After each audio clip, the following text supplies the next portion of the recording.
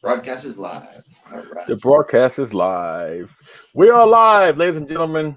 Yes, yes, yes. Welcome back to another edition of Leslie Chambers Kaiju Reviews. And in this particular show, yes, ladies and gentlemen, yes, yes, yes. We are so close to the epic rematch between the King of the Monsters and the God of Skull Island. Of course, I'm talking about the newest addition in the legendary MonsterVerse, Godzilla versus Kong. And this discussion is called The Advent of Godzilla versus Kong Live Stream Discussion. In addition to this, in addition to that topic, ladies and gentlemen, we're also going to be talking about some recent X Plus figure news, because myself and my awesome fellow co-hosts are all X Plus collectors. And speaking of my co-hosts, let me do my Steve Harvey thing and introduce these fine gentlemen. Of course, down there at the bottom, you've seen him on my show many times before. You also know him from his awesome YouTube channel, the Godzilla Files, the one and the only William Fett. What's going on, William? Hey, everybody. Happy to be here. Can't wait to talk about some new X Plus figures and give my opinion on Godzilla versus King Kong. Can be fun. And of course, all the way down in Florida, Odessa, Florida, you've seen him many times on the show. You've seen him, of course, on his own awesome YouTube channel, Gojira 851, also known as Matt Jacobson. Welcome back, Matt. What's going on with you? Not much. Thank you for having me. Looking forward to talking to all these new X Plus lovelies, plus get to talk about Godzilla versus Kong. And I want to say something silly right before we really get into it. I was looking at the new X Plus Burning Godzilla 2019, and with the lighting I have in my room right now, he looks like a thing of hot wings with a sauce on it. And I just keep looking at it, and I think that I just keep getting hungry for some reason. So to break the tension, I just thought I'd say that. So let's move on. Well, thank you very much. And of course, we're all going to be talking about that version of Godzilla later on in this discussion. And of course, last and certainly but not least, he's kind of new to the show, or at least new to these live streams that I've been doing for the past couple of years. But he has been on my show before. But he's a cool friend of mine. You may have seen him earlier, one of my early videos when I started doing this whole YouTube thing. But he's a cool friend of mine. I love him to death. And he's a local guy just like me here in North Carolina, or in Raleigh, North Carolina. The one and the only super cool kaiju collector, Chris. What's going on, Chris? Not a whole lot. Not really sure what to say here, but it's exciting. I'm so happy to be a part of it. Leslie likes to drag me out and, make me socialize every so often. So this is good. Yeah, it's good. Because, I try to bring out the best in people, even though I do poke the bear at a lot of stuff. I just try to bring out the best in people, and y'all are the best people. Yes, yes, yes. And conspicuous by their absence, of course, normally we would have like the normal crew here. AJ Russo from Kaiju Live will be here momentarily. Want to give a huge shout out to Phil the Kaiju King, Philip Frazier, as well as Butch Bollinger, also known as Brutezilla. Unfortunately, they couldn't make the show today because they have to work and blah, blah, blah. So, fellas, if you're listening and you're watching, sorry you couldn't make the show, but of course we will have many more shows that you will definitely be a part of and that your voice be heard then. So sorry you couldn't make the show, fellas, but we're looking forward to hanging out with y'all later on in the future. Now, let me check with the chat right fast before we go any further. Of course, we got like 10 or 11 people in the chat right now. I know we're starting a little bit early. I wanted to go ahead and get this show underway, because we got so much to talk about, and we're just chomping at the bit to talk about Godzilla vs. Kong and some great X Plus figure news. So, of course, Xander Zilla Gaming, what's going on? Marcellus, what's going on? Kaiju Battle, Michael Farrell, what's going on? Greg Betters, Bad Goji, Gordon Flynn, what's going on? Cody's Kaiju and Prehistoric Reviews, Angry Chicken, love the name. Thank y'all so much for being a part of this discussion. Yes, ladies and gentlemen, we are finally here. We're only just a few short days away until this awesome movie of Godzilla vs. Kong, courtesy of the legendary MonsterVerse, will be hitting theaters, as well as is it? I forgot. Is it Netflix? Is it Netflix? HBO Max. HBO Max. My bad. HBO Max. And of course, us in the United States, we're not going to be able to see this film until the 31st, right? But people overseas, and I think Canada, get to see it like on the 24th, which will be this upcoming Wednesday. So don't be surprised if some spoilers or anything about this movie are going to be plastered all over the internet when these overseas fans or Canada fans see the movie before we do. Hopefully we can try and stay away from that. But either way, we are not 4 years away. We're not 4 months away. We're basically 4 days away until this awesome movie comes out, and I can't wait until we can finally see this movie. And of course, the trailers have got us hyped up for it. The fact that we are getting so much buzz regarding this film, even from outside fans, is a great thing. And we'll talk about that momentarily. But before we go into the Godzilla vs. Kong discussion, we're going to talk about some X Plus figure news. Now, of course, there has been some recent news involving X Plus because they put up recently a spring Kaiju festival where they showcase some upcoming products that's going to be released somewhere down the road, and they're not done yet. Come next Thursday night, going to Friday, they're going to have X Plus is going to have like a Shonen Rick live stream. I think it's going to happen 11 p.m. Thursday night, going into early Friday morning, and they're talking about they're going to showcase some more stuff, some stuff that they didn't showcase a week before, more Harryhausen stuff, from what I understand. But who knows? We could see some other stuff, some more interesting stuff, which we'll dive into later on.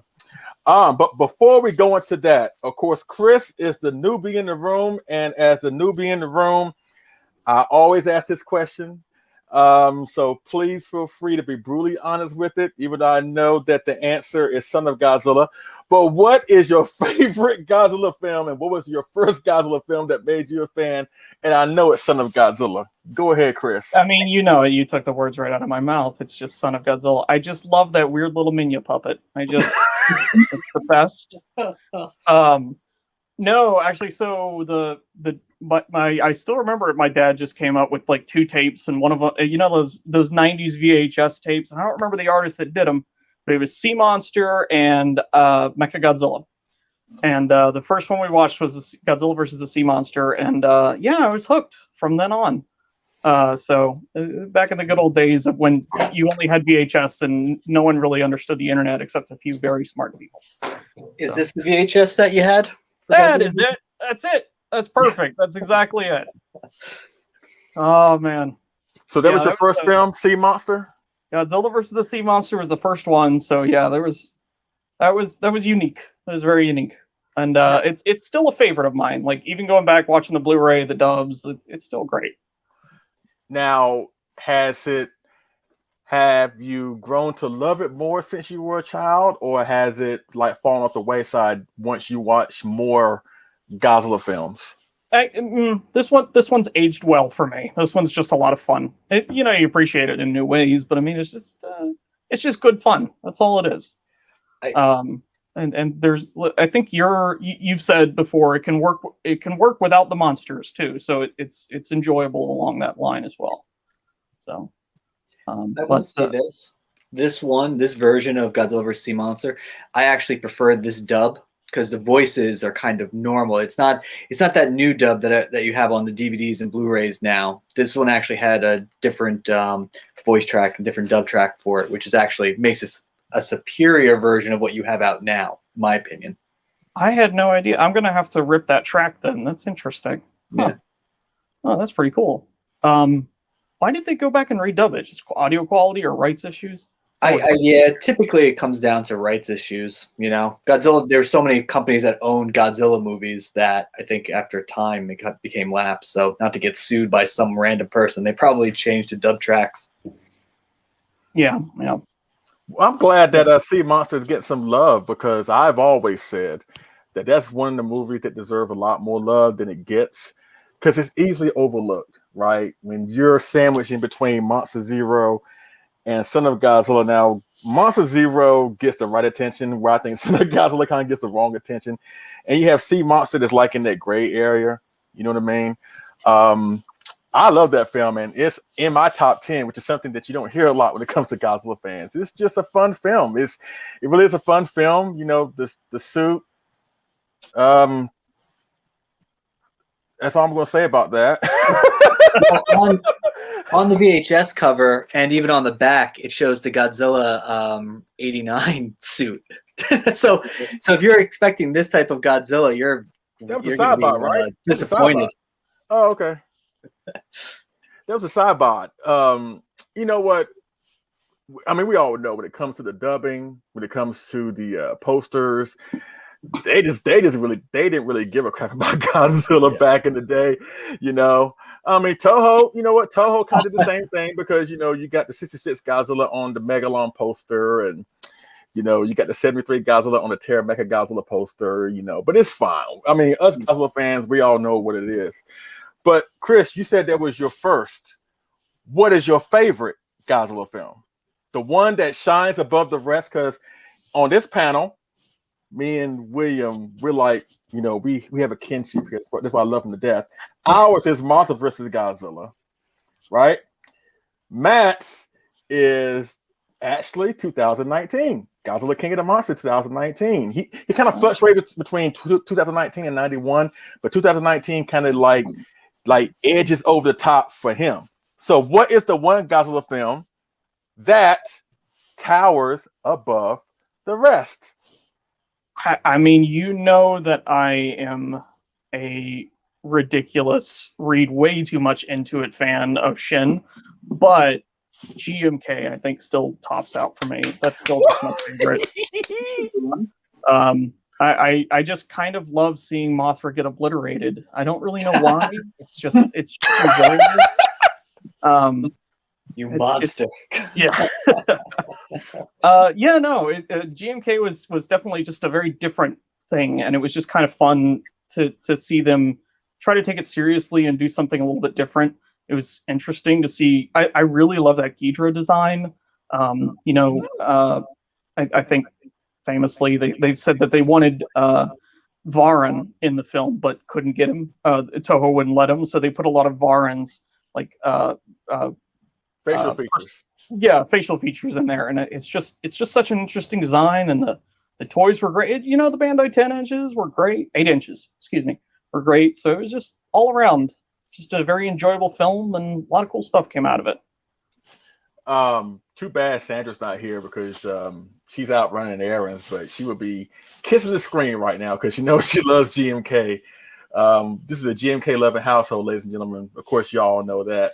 But thanks, Chris. Thanks for sharing it. Once again, it's customary for me to ask that question to newbies in the room.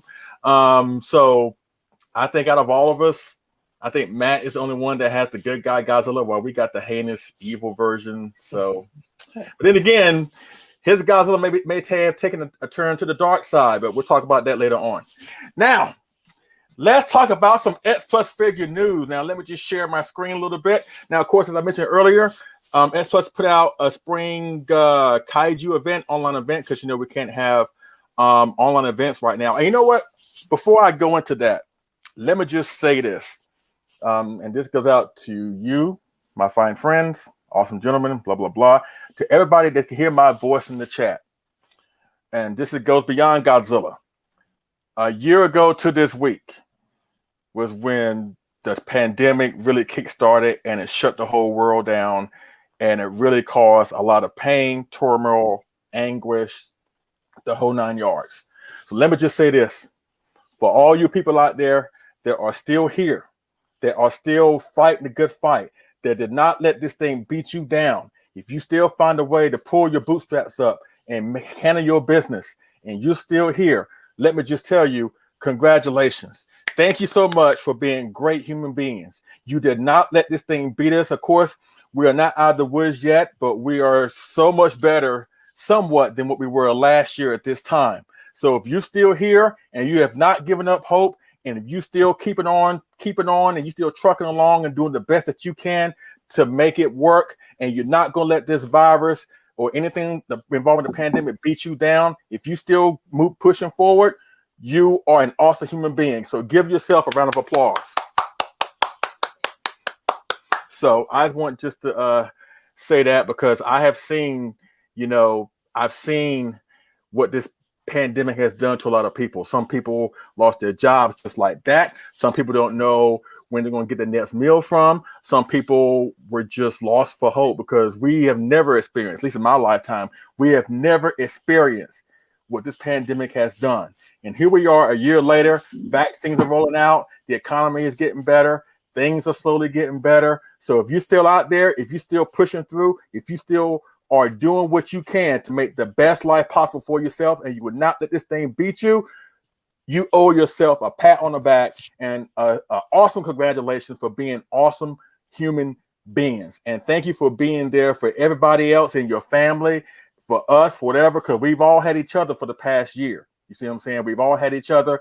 And I think that we have not let each other down. So once again, if you have pushed through, you have gone through it, and you still are pushing through it, and you're still making the best of this bad situation, congratulations. All right. Now we can go into the X Plus news. John Ruffin, what's going on, man? John Ruffin, Godzilla Train 1090, Adrian, Preston Short, what's going on? Now, let me share my screen here. And of course, like I mentioned earlier, the Spring Kaiju Festival happened a couple weeks. Was it last week? Yeah, like last week and a half ago. And they showcase some stuff that we are so antsy to get our hands on. And as I share the screen here, we'll comment as we go along. Of course, Matt go first, then William, then Chris, then myself. So let me just share my screen here. It might take a couple seconds. So hold on. Chrome tab. There we go. Share it. Okay. Okay, here we go. Come on.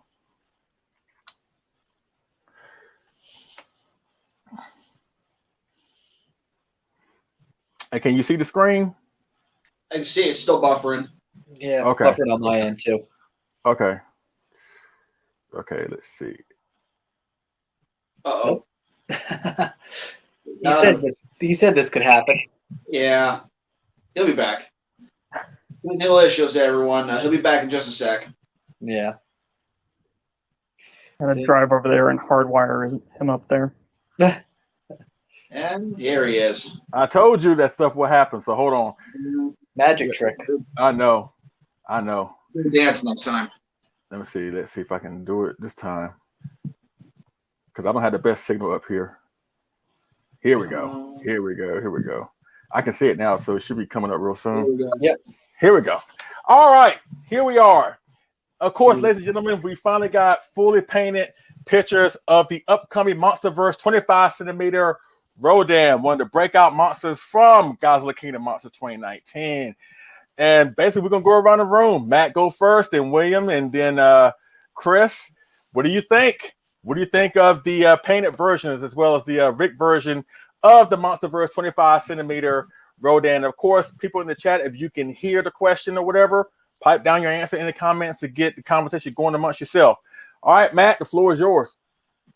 Looks amazing. It comes with a stand because it's in a flying pose. I love that because we have plenty of Rodan figures just standing.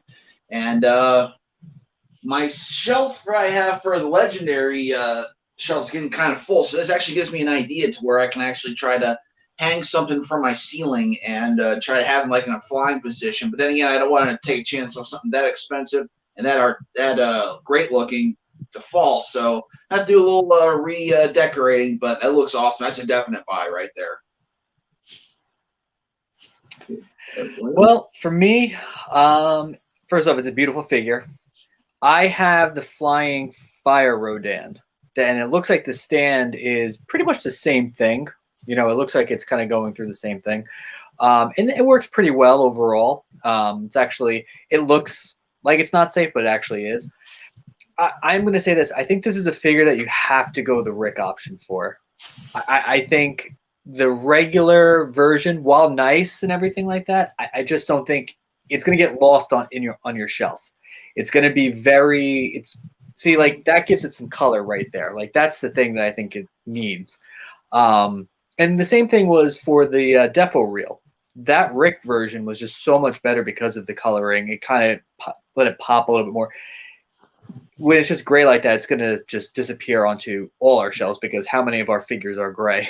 I mean, there's a lot of them.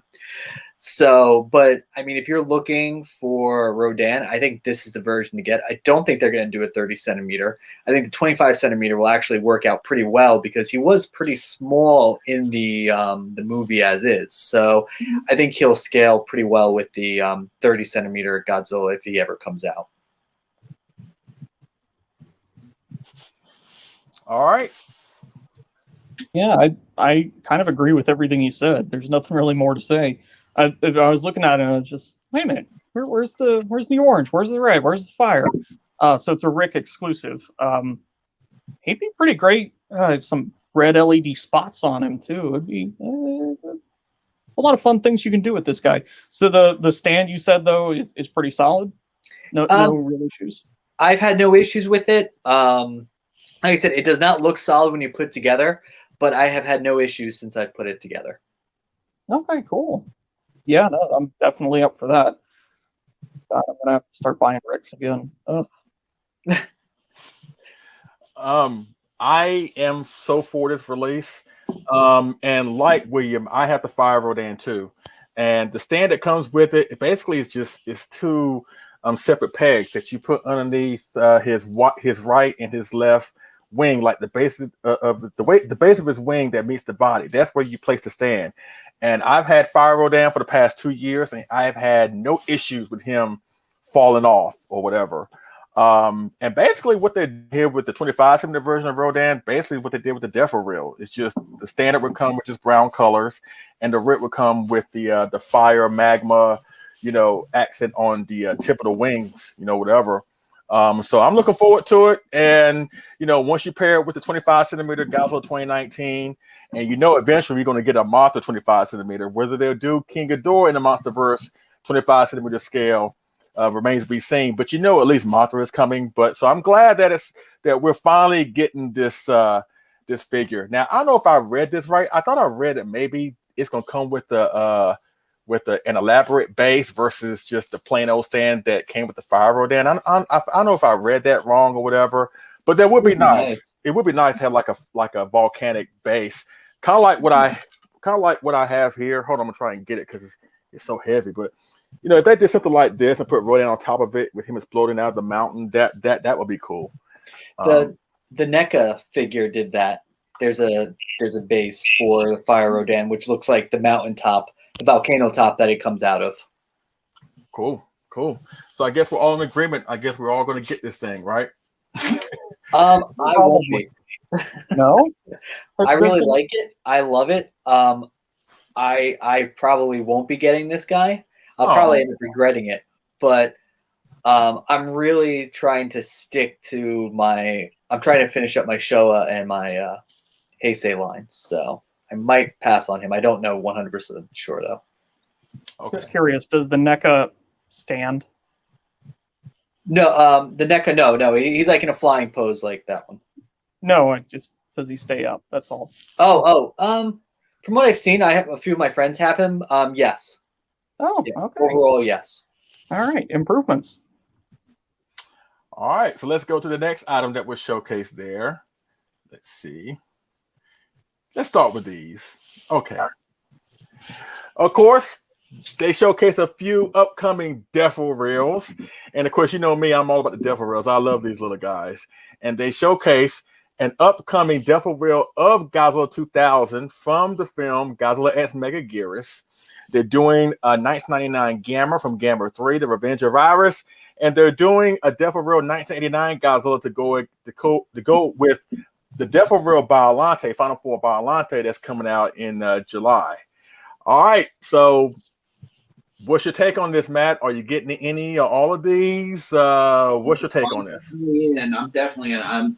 That 2000 with from Mecha-Ghidorah looks awesome. Here is the original one. This is for 2000 or for Millennium for the 99, and it's an awesome figure.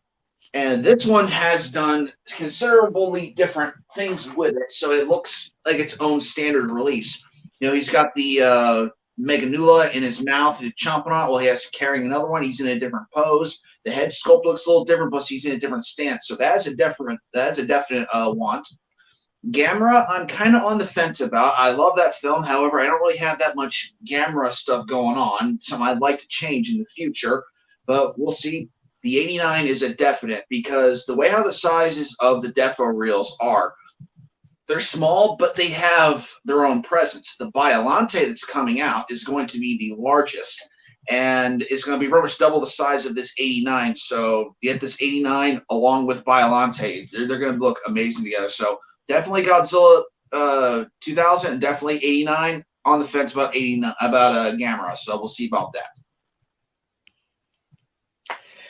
So 89 is a day one purchase. Once that bad boy comes up for pre-order, I'm getting them.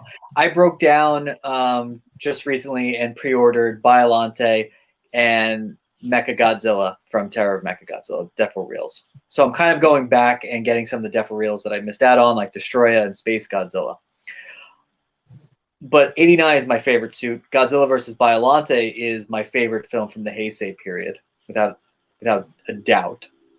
So that one's a must. I'm on the fence as well about Gamera. I don't have a lot of Gamera anything other than the movies. I was pretty close to buying the most recent Showa Gamera figure that came out because that looks so good that I almost purchased it. So maybe I'll go this route. I'm not 100% sure though. The other Godzilla figure, I won't lie, this just kind of seems lazy. There's not enough here to really make a difference. If I was to put both of the Godzilla, from the Millennium's movie and this one together, they're pretty much the same thing. Yeah, there's probably little details and little things like that, but I can't help but feel that they had like a ton of the Godzilla 2000 molds laying around, and they're trying to figure out a way to get rid of them. And this is what they came up with. Now, if this is part of your favorite film, then yeah, I'm so happy for you. Or if you missed out on the first go around of these figures, I think this is a great substitute. But for me, I won't be picking up. And Leslie, you know me, I'm not a big Millennium series fan anyway. Really? Other than GMK. So, but yeah, the 89 is a must. You really just don't like Godzilla 2000 with a cigar? I kind of like it. No, I mean, you know what it is? The Millennium series, not to go too off topic, but the Millennium series all kind of feels very similar to me. Like they kind of repeat the same stories over and over again. And they just kind of, they don't seem to have a lot of heart in them. GMK is one of the few ones that is so radically different and so interesting that it sticks out so much that I really just enjoy it just for what it is. Okay. Interesting ideas throughout the whole entire Millennium series, but they never fully realize those ideas. Gotcha. And you know what, William, and we talked about this many times before on the show but I kind of agree with you. I mean, of course, GMK is like head and shoulders above the rest. Mm-hmm. But while I enjoy the Millennium films, I really go back to them, except for maybe Mecha-Ghidorah. I love that film, despite some folks saying that it's dry and boring, whatever. But I would use those same terms to describe the Kaiju films. And let's not get started with Final Wars. But even though I enjoy them to a certain extent, I don't resonate with them where I feel like, I want to go back to them more often, because I can't even tell you the last time that I saw Final Wars or Mecha-Godzilla or Tokyo SOS. Godzilla 2000 is like maybe my third favorite, but even that is kind of a stretch. Now, I appreciate the premise behind the Millennium films. I appreciate what they wanted to do. I appreciate they wanted to make every individual story, or at least every individual movie outside the Kiryu saga, its own thing. But I just feel the execution was off in certain respects. And of course, we're going to talk about the Millennium series at another point, because we're going to have a discussion involving the films and the collectibles, blah, blah, blah. But I agree with you, William. It's just something's missing. I can't put my finger on it. It's just something is just, it's just not there. That's why, in a way, I prefer the MonsterVerse over the Millennium film. That's why when I asked that question a few months ago, like how would you rank them? Like for me, it's 70s, it is 60s, it is Heisei, it is MonsterVerse, then it's Millennium. You know, so that's how I look at it. Sorry to go off a tangent here. Good. That's to be expected, especially with the Millennium series. So, Chris, are you gonna get or try to dabble into any of these? 'Cause I know you have the anime Godzilla Defo-Real because I saw that at your wedding, which was awesome. Yeah. I can't stand the anime Godzilla, but that Defo-Real, I don't know. He looks like a Labrador Retriever. I just kind of love it for some reason. It's just a little puppy. It's just right there. The Defo-Reals are kind of all over the place for me. Like I probably will skip these. And then when you review it and it's fantastic, kind of like that Rodan, then I'll just scramble and try to find it. So that's probably the way that'll go. The 89 is kind of interesting. I kind of like the idea of the Mecha-Ghidorah. The Gamera, like even though that's a great one, like I really only love Gamera 3's design mostly. So it's kind of an easy pass on that one for me. Well, for me, I am definitely getting all three. Because as I just said just now, Mecha-Ghidorah is my second favorite Millennium film. And even though this figure is very similar, I mean, I agree with you on that, William. It is very similar to this guy, you know. Getting the camera here. It's very similar to the Godzilla 2000, and which is understandable because the suit really didn't change that much from film to film. I mean, of course, I'm sure hardcore fans would notice the subtle nuances, the difference between the two. But I think this figure is going to come with a lighter shade of green and a lighter shade of purple. And if it comes with a different paint scheme, I'm all for it. And I'm definitely going Rick with the Mega Nula stuck in his mouth and in his hand or whatever. Once again, love Mecha-Ghidorah, so I'm definitely down for that. The 89, that's a no-brainer. Come getting Biollante, so that would be, you know, awesome to get. Of course, I think the Rick version of the 2000 is, of course, the Mega Nula. Gamera, I get to his Rick in a few seconds, but so far we don't know what the Rick option is going to be with the 89. And considering they have done great Rick access with the Defo-Reals, with the alien that came with the 74, the statue that came with the King Caesar, the Legion nest building thing that's going to come with the upcoming Gamera 96 Defo-Real. I'm thinking it's going to come with the 89 is going to come with a little mini Rose Biollante. You know, I mean, how can it not, right? Like a rose form Defo-Real with a big size bloom head of the rose form Biollante. I think that's going to be the Rick feature with that figure. Now, as far as Gamera, the Rick feature of that figure is going to come with little mini baby Iris. So either way, even though we don't know what the 89 Rick feature going to be with that figure just yet, but I'm definitely getting all three, and I'm definitely going Rick on all of these. So I can't wait to get them. Now, when they'll come out, we don't know because, you know, we just pop up. They'll pop up on the site one day. But the fact that we know that they're coming and they're all going to come, I think, with great Rick features, going Rick on all three. Absolutely. Let's see now. Let's go to the next thing. Oh, Eric is right in the chat. The Super X2, the Rick extra for the 89. That's what it would be. I agree with him on that. I already got two of those. I am so sick of seeing this photo. You know what?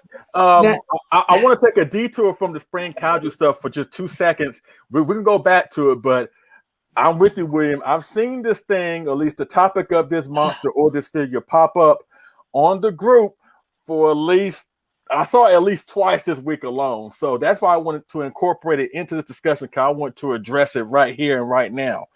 Of course, ladies and gentlemen, this is the silhouette picture of the Mecha-King Ghidorah figure that F Plus is currently trying to make. That was first showcased, I want to say, was it late 2018, December 2018, at the Super Festival show. And for the past 2 years, fans have been asking, when is it coming? All that good stuff. And it seems a lot more people have been vocal about why has it not shown up yet? What's going on with the blah, blah, blah. So I want to make this a topic of discussion.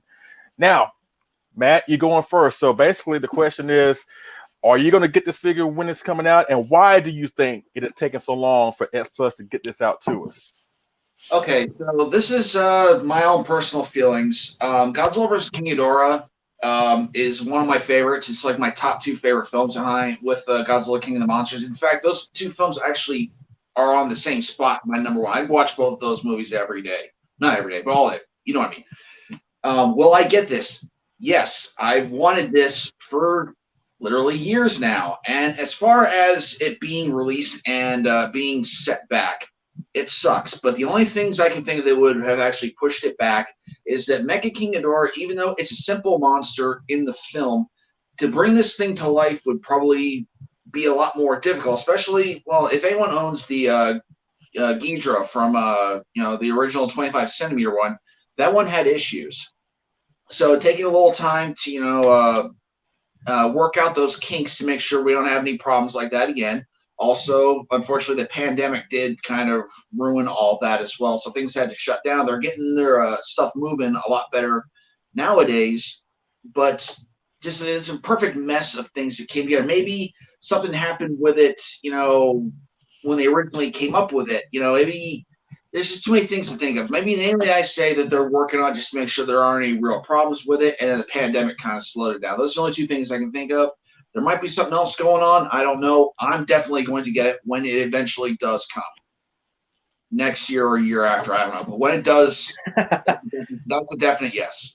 I can't wait to see the Rick feature is. And if this is a 25 centimeter, is this going to actually be like the Ghidorah 68, which, other 30 centimeters kind of tower over it, but it goes with other 25 centimeters. But will it go with the 91 Hokkaido? Actually, no, the Shinjuku. Well, you can put either 91 X Plus release with it. Will it go with that, or will it be a little shorter as well? So that maybe that's another thing they had thought about as well. So in time, we shall see. Sorry. So, yeah, I'm getting this figure. I've been pretty much, this has been the figure that I've wanted since it was announced. It's very frustrating that we've kind of just fell off the face of the earth. I will say this. I think part of the issue was that there was so much King Ghidorah stuff coming out. And I do think maybe they wanted to kind of make this a special release to some extent. I think they really do need to show something. We can't keep seeing this photo, I think they need to kind of show everybody that, yes, this guy is actually coming at some point, because it's kind of become like a little bit of a joke in a lot of X Plus groups. I did hear that they were having difficulties with the wing or the wings in general. So, that's just rumors. That's, I don't have any substantial proof of that whatsoever. But yeah, I mean, I'm hoping that it will be like a big 25 centimeter. The original King Ghidorah is still pretty big. Like, he actually kind of works with the 30 centimeter Gigan. That's how I kind of keep them posed together. Mm-hmm. So I'm hoping that he's a little bit bigger and he does tower over my 91 Godzilla, because I think I've been holding on to that 91 Godzilla because I've been waiting for this. I've been waiting to team. I have a spot on my shelf all lined up here. Broly's there right now, but Mecha-King Ghidorah will go there. I've said before, this is the version that I wanted to get. I'm not interested in getting the 91 King Ghidorah, like the regular, version. I just want the Mecha-King Ghidorah from that film. So it's an instant buy for when it comes up for pre-order. Hey, real quick, Vince E commented difficulties with 3D rendering. That could be a thing as well with it. So yeah. Didn't mean to cut you off, Chris. No, you're good. There's something about like Mecha-King Ghidorah that just seems to be cursed. Like, it's just like every company that shows off a Mecha-King Ghidorah that's coming up, it doesn't get released, or it takes years or something like that. Or when it finally is released, there's all kinds of problems with it. It's just, I have a handful of like Mecha-King Ghidorahs that everyone was super excited for, and we were all finally we're just going to get that Mecha-King Ghidorah we always wanted. It's connected with magnets. It all works great.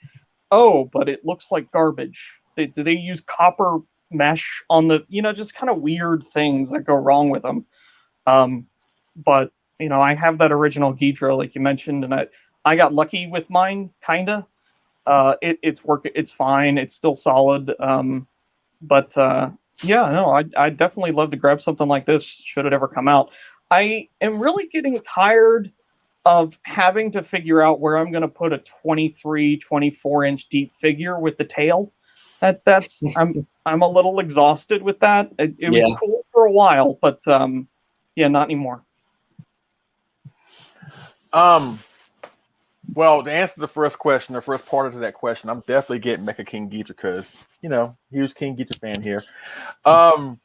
But going back to what Vince just said, what's up, Vince? How you doing? The 3D rendering, blah, blah, blah.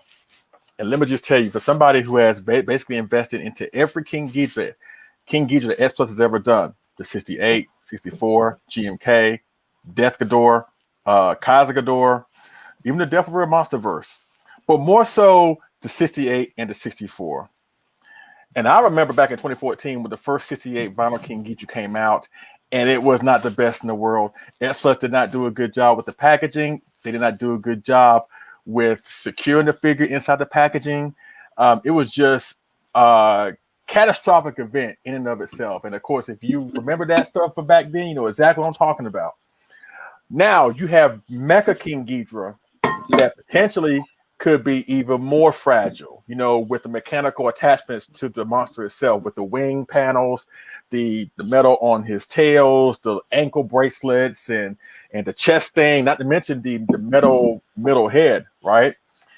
I'm thinking the reason why it's taking so long because they want to make sure that it's right before they put it out. And if that's the reason, I am so fine with that. Because the last thing you want to do is to put out a figure, rush it out, especially a figure that's delicate like that, and you end up going through what the people that ordered the Mondo Purgasari is going through right now with broken horns, broken this, broken that.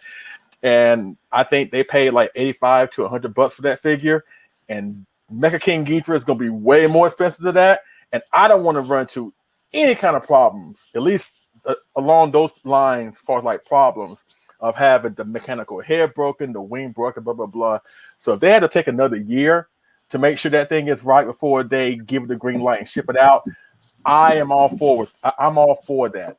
And I do think we will see it this year. Now, maybe I take it back, kind of. If they don't bring it out this year, they will at least announce it because this year does mark the 30th anniversary of the film. So the timing to bring it out, at least to announce it, could not be more timely. Now, I do believe it's going to be 25 centimeter. It is going to be 25 centimeter.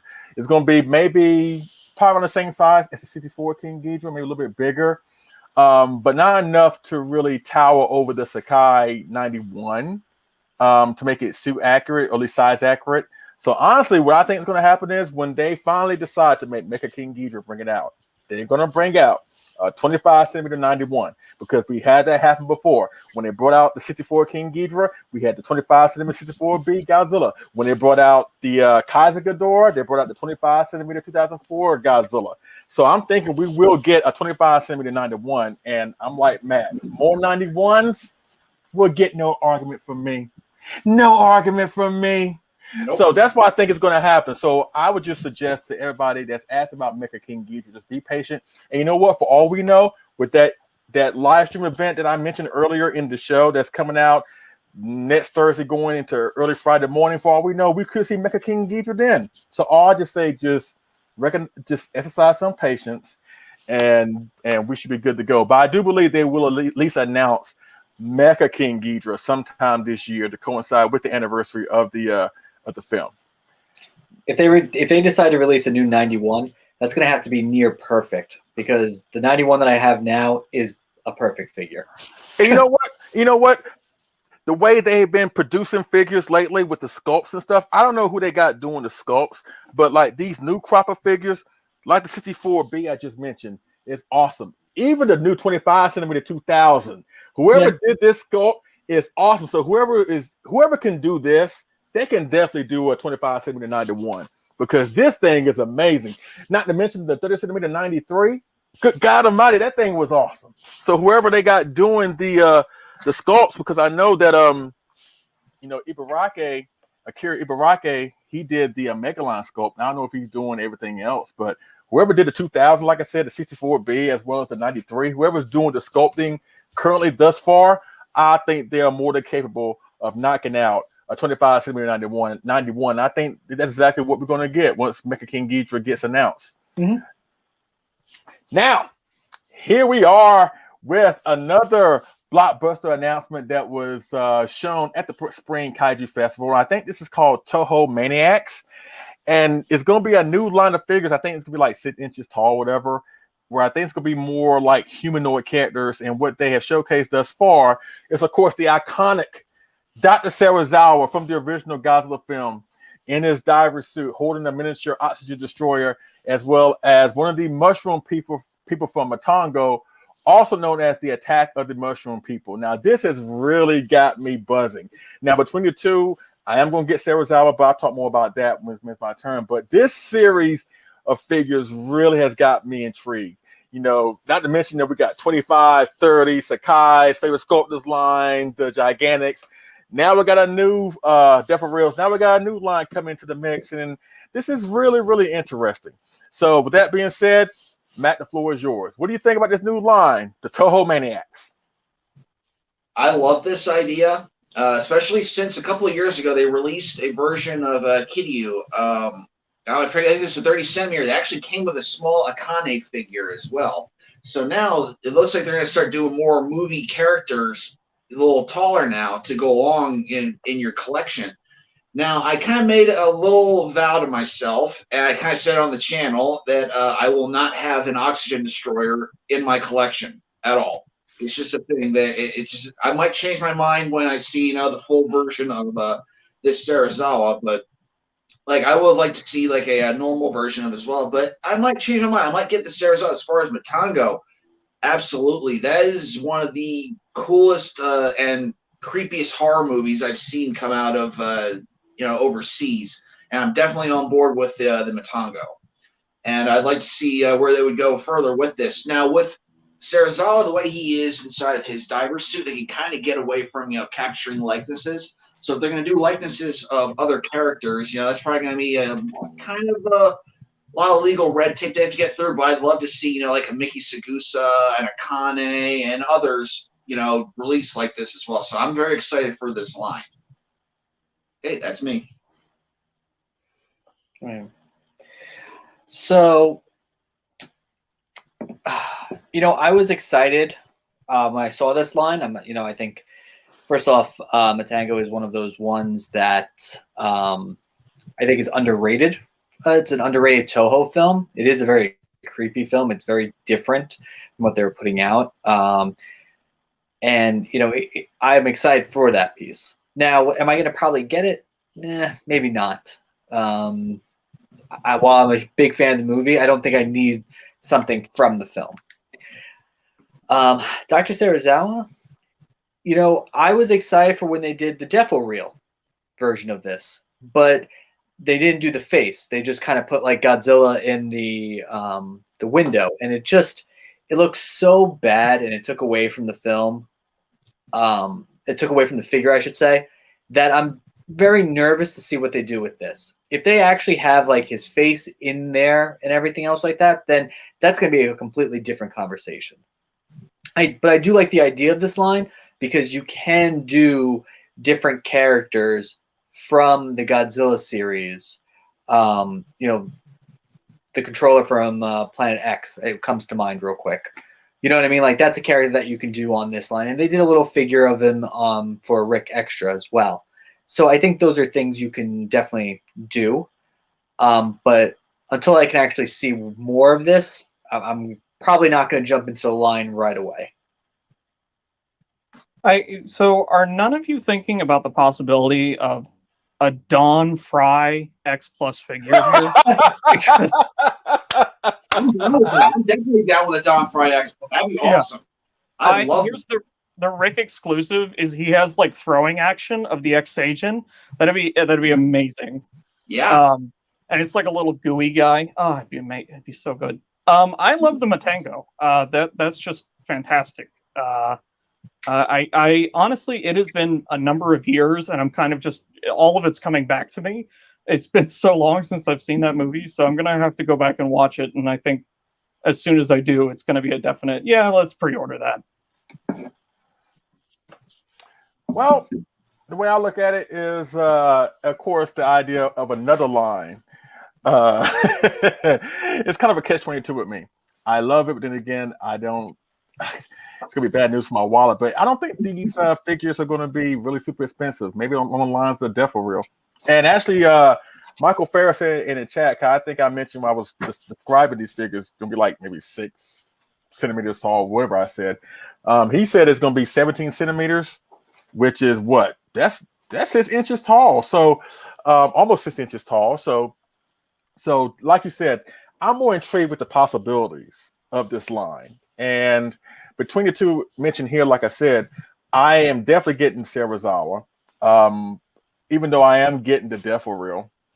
I kind of kicked myself a foot in the foot for double dipping on the Defo-Real. I'm going standard and Rick, but this one looks great. Now the difference between the Defo-Real and this new one is in the Defo-Real you get an image of Godzilla in the reflection on the in the helmet.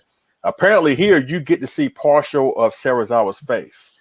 And I mentioned that on Collect All Monsters last week that I don't know how they're going to get around it. X Plus as a company. That was the issue with the Toho Frankenstein, right? The reason why they couldn't make any figures of Toho Frankenstein because they had to get the guy's permission to make figures because the Frankenstein monster was modeled after his own facial features. Of course, it was makeup or whatever, but it was mostly his face. So they had to get his approval before they can go any further. But after he passed away, they got the approval of the family. Now, if they're going to do like these figures, like Serizawa, having his face partially hidden in the diver helmet is maybe a way to get around something like that. But when you have people requesting figures of characters like Namikawa, how they going to get around that? Maybe the controller, because the guy who plays the controller, he has the helmet and the visor. His face is painted all white, whatever. So he doesn't look like the actor that you will see him in other films. And of course, the actor I'm talking about is Shindo from Godzilla King Ghidorah. That was the controller. Yoshio Tushia, if I'm butchering, I'm sorry, but you know who he is. But the potential of what they can do, like Namikawa, like the controller. I know it's like a long shot, but I want Doctor Who from King Kong Escapes. I don't know why, but I want him with the cape and all that. Miki Sagusa, what Matt said, of course, they can wait for 1,000 years to do the aliens from Final Wars. They can wait. We could get the leader of Atlantis in here. He could have the throne. It could be everything. Well, how about Antonio from Megalon with the toga and the Megalon hair bracelet? But yeah, the possibilities of this line is awesome. And I'm looking forward to see what they're going to do. My dream, honestly, if I had to request a couple characters to do right now outside of Serizawa, I wouldn't mind having 2 of the fairies from Mothra. I wouldn't mind having those figures and put alongside Mothra on my shelf. That would be great. But according to people in the chat, they want Monster Zero stuff. They want Astronaut Glenn. They want the controller. They want Namikawa. I bet you if they do Namikawa tomorrow, that thing will sell out. Cause a whole bunch of folks are probably gonna be double dipping and triple dipping, so they can have an army of Namikawas on their shelf. But yeah, I'm looking forward to it. I am looking forward to it, and we may get more information with this new event that's coming up real soon. And the last thing we're going to talk about before we head over to Godzilla vs. Kong is, of course, this guy right here. The newest addition to the X Plus Gigantic series. And it's the first time ever, courtesy of the Favorite Sculptors line, the NOA Arts, 20 inches tall, of the granddaddy of them all, the Shodai Goji, also known as the 1954 Godzilla. I have a lot to say when it comes to my part, but let's go ahead and get things rolling. Now, Matt, You have a few gigantics of yourself, for yourself, excuse me. So, will this make it into your collection as the newest gigantic in your collection? Yes, it will. Whether it's a Rick, whether it's a standard, yes. Unfortunately, I did not get the original 54. Funds were not there, so I passed on it. And I kind of was kicking myself over and over again. Actually, to a point, I almost bought one off of eBay for $600 to, just to have it, but I decided not to.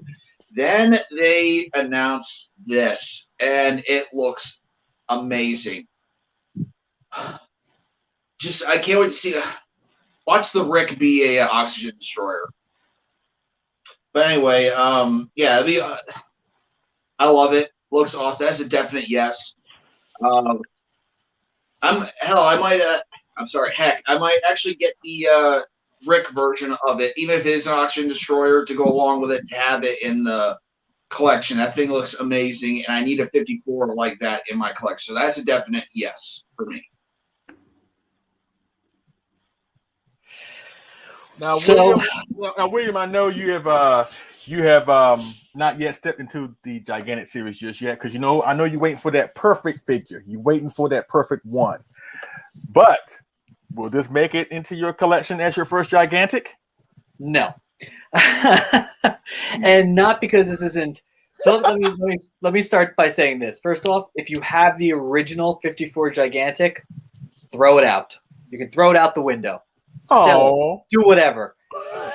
Because if, in all honesty, that, from an outsider looking into the gigantic line, that was just not a good figure. I think that was probably one of the least impressive gigantic figures in the line. I agree. This is like, I think X Plus realized that they messed up on the original and are wanting to do a redo. And it looks amazing. I mean, the amount of detail on this figure, stunning. Now, I don't understand, and this is, this is just being part of the X Plus, group.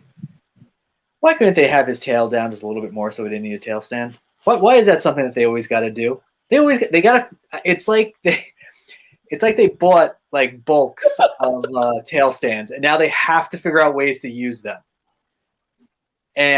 But honestly, though, like it looks amazing. It truly is a stunning piece. If I was into the gigantic line, I would be jumping on this without a doubt. He would have a place somewhere in my collection. Thank God I have not jumped into the gigantic line. I've said it before. I probably will only jump in if Gigan ever becomes part of that. He's coming. He's coming. Yeah, and listen, maybe tomorrow, maybe next week he is, and then I'll be right with you guys, and I'll have my own gigantic. But right now, I'm going to pass on him. But this is the gigantic 54 that you need to get. You don't need any other one. This is the version. I mean, it's a gorgeous figure, and if you don't have a big 54, then yeah, go for it. But years ago I got the Marui. And then I was stupid enough to buy the Paradise as well. And so it's like, I got two of these giant things and I have nowhere to put them. Maybe I could just go ahead and complete the set and get a third one that I can't put anywhere else. So that's possible. But it looks great. But I think with the shipping prices from Japan, for me, this one might be out of my league at the moment. Well, you already know me. It's a no-brainer. I'm definitely getting this guy. Let me just say, Ryan Mitchell's in the chat. What's going on, Ryan? He said his comment was this was originally released by NOA Arts back in 1986. Wow, that long. Okay. I originally had this kit, and I've since sold it. And let me tell you, ladies and gentlemen, this thing is at least 20 inches tall. So he's going to be up there with the 89, with the 2019, with Shin. He's not going to be a shorter gigantic like the 62, just a little bit. He's going to be up there. So have no fret with that, ladies and gentlemen. It's going to be great. Now, let me just try to defend the original 54 just a little bit. Now, while I agree with William that the figure was very, very lackluster. There's still a little bit to love about this figure. The problem I had with the original Sakai Gigantic 54, and that's the thing, I just said it, Sakai. When you hear that name, you automatically equate a certain level of high quality with said piece or said figure. And unfortunately, the quality, or at least the detail that you would think would be on a Sakai, is not with the Gigantic. If anything, the only thing that makes it a Sakai is the sculpt only. But for like the detail, the extra crisp detail that you saw on the 30 centimeter 54 Sakai, or the 91, even the 92, I'm going there, ladies and gentlemen. It is just not there. And at the time, when it first came out, it was the most expensive Gigantic figure ever. Before Shin 2019 came out, it was the most expensive Gigantic. And in my opinion, the final product didn't justify the cost. It just didn't, But at the same time, I'm on that fence where I understand the arguments against it, but I still maintain that it does deserve a little bit more love than what it gets. But still, if you missed out on that one, more likely this new one is going to be a more updated version. Now, if you're one of those people that are trying to justify having both, if you already have the original 54 and you think about selling it, of course, do what you want to do. But the reason why I'm keeping my Sakai Gigantic 54 and getting this new one is, to me, the Sakai looks like that awesome still photo that we've all seen of Godzilla in Tokyo with the machine guns in the foreground shooting up at him. He's looking down at him like this. This one looks like he's like in mid-step, or like he's in motion as he's walking through Tokyo during his rampages. So the Sakai looks like him more like as a statue in a steel, where this one looks like him moving in action. And that's why I'm justifying getting this one, ladies and gentlemen. Now, we see it painted here in the monochrome black and white paint scheme, whatever. Sorry about the tail stand, William. But I think, honestly, we just talked about Serizawa with the Toho Maniacs, right? And it'll probably be even like the easy go-to thing for us, the Rick option to do an Oxygen Destroyer. But in my opinion, I've been saying this for God knows how long, I think the Rick is going to be the natural color version. Hold on, let me see if I can grab him right fast so you can see what I'm talking about. Oh, God. No, Godzilla. Don't hit Godzilla. Oh, God. Here we go. Oh, crap. Come on. There you go, Godzilla. There you go. The eternal struggle. There you go. Let me just stop this so I can share my screen. I think we're done with this. Okay, here we go. But sorry, I just want to call out, Ryan's kind of mentioning it in the chat, but the original Eno Arts 54 was resin. So, oh, God. Can someone pull up Kaiju kits? Do they have a weight? I would love to know. I really would. It'd be fantastic. Well, when it's converted, of course it's going to be vinyl, right? Because God knows if this thing ends up being resin, that's like automatically going to cancel half of the pre-orders right there. Because not many people are going to be willing to shell out that much money for a heavy piece from Japan with the current prices right now. So I think it is. I think it will be vinyl. Actually, there's no Gigantic that's a resin. Every one of them is vinyl. Like, you got 30 centimeters that are resin, I think maybe a 25 here and there, maybe, but no Gigantic is a resin. Thank God, because I'm already thinking that this thing is gonna be like $550 shipped, right? If it's resin, tack on another extra $150 for the weight. So you're looking at Shin Godzilla Gigantic numbers, you know what I'm saying? But as I mentioned earlier, I think the Rick option, let me blow up my screen here. I think the Rick option is gonna come with the colored version of the 54. As you can see here, he looks awesome. He looks very awesome with the color, the natural colors, the bone white dorsal plates, kind of dirty brown, whatever. His tongue is colored, whatever. So I'm thinking, because, S Plus does a pimp move.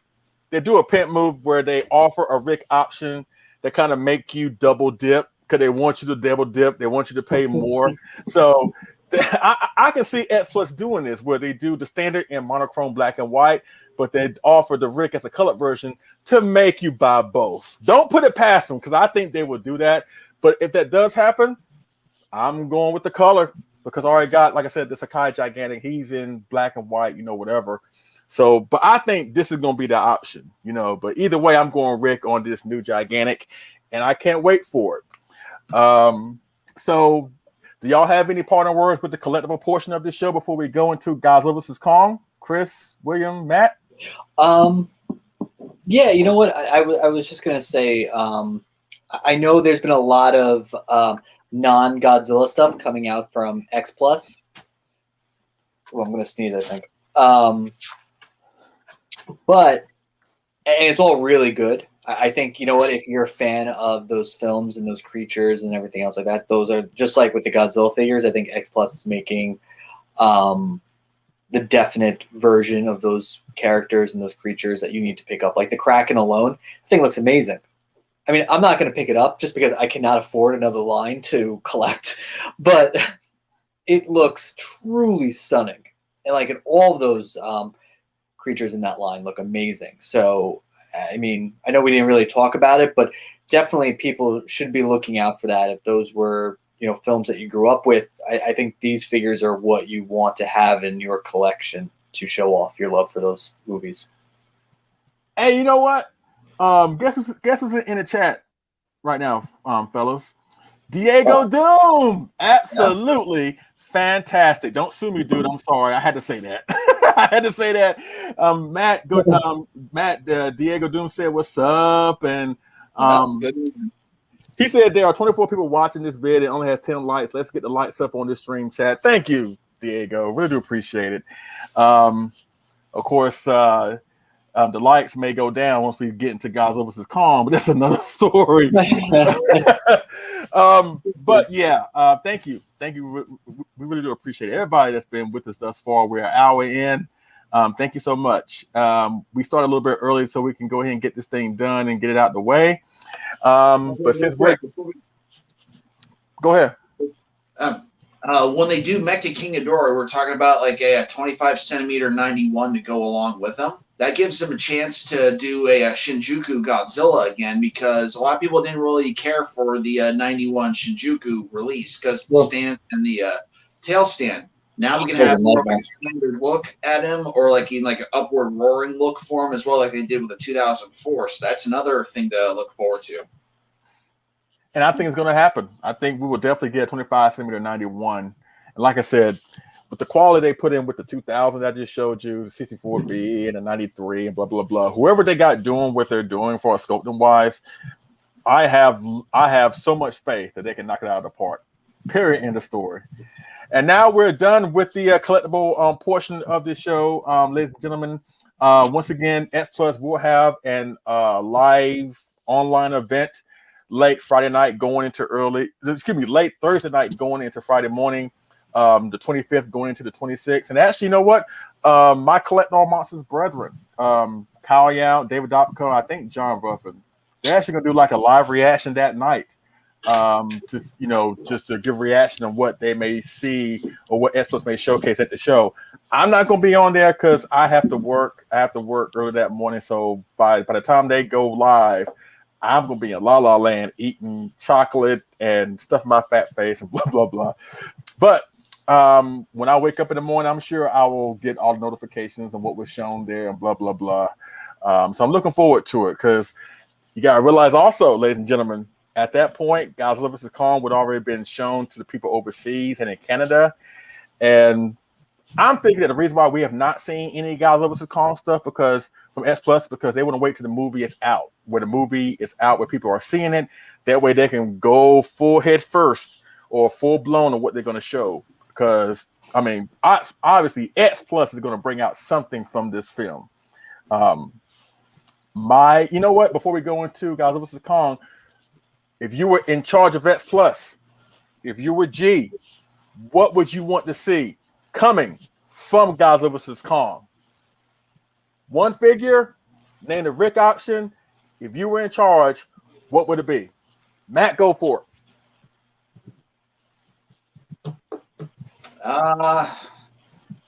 Well, since we already know he's in the film, a Mecha-Godzilla from Godzilla vs. Kong, and the Rick option, I don't really know anything about the film or what his powers are, so I actually can't really respond. Maybe like I don't want to say light up. I'm just saying Mecha-Godzilla 29, Godzilla vs. Kong Mecha-Godzilla, but I don't know anything really about him, so I'm just gonna stick with that. He's gonna be in the film? I did not know that. Yeah, I mean, thanks, Matt. You completely spoiled this movie for me now. I know we were doing spoilers. Oh man, we all knew he was going to be in it. Hell, they spoiled that like a year ago. Yeah. But cool, Mecha Godzilla. All right. How about you, William? If you were in charge of X Plus, what would you make from this film?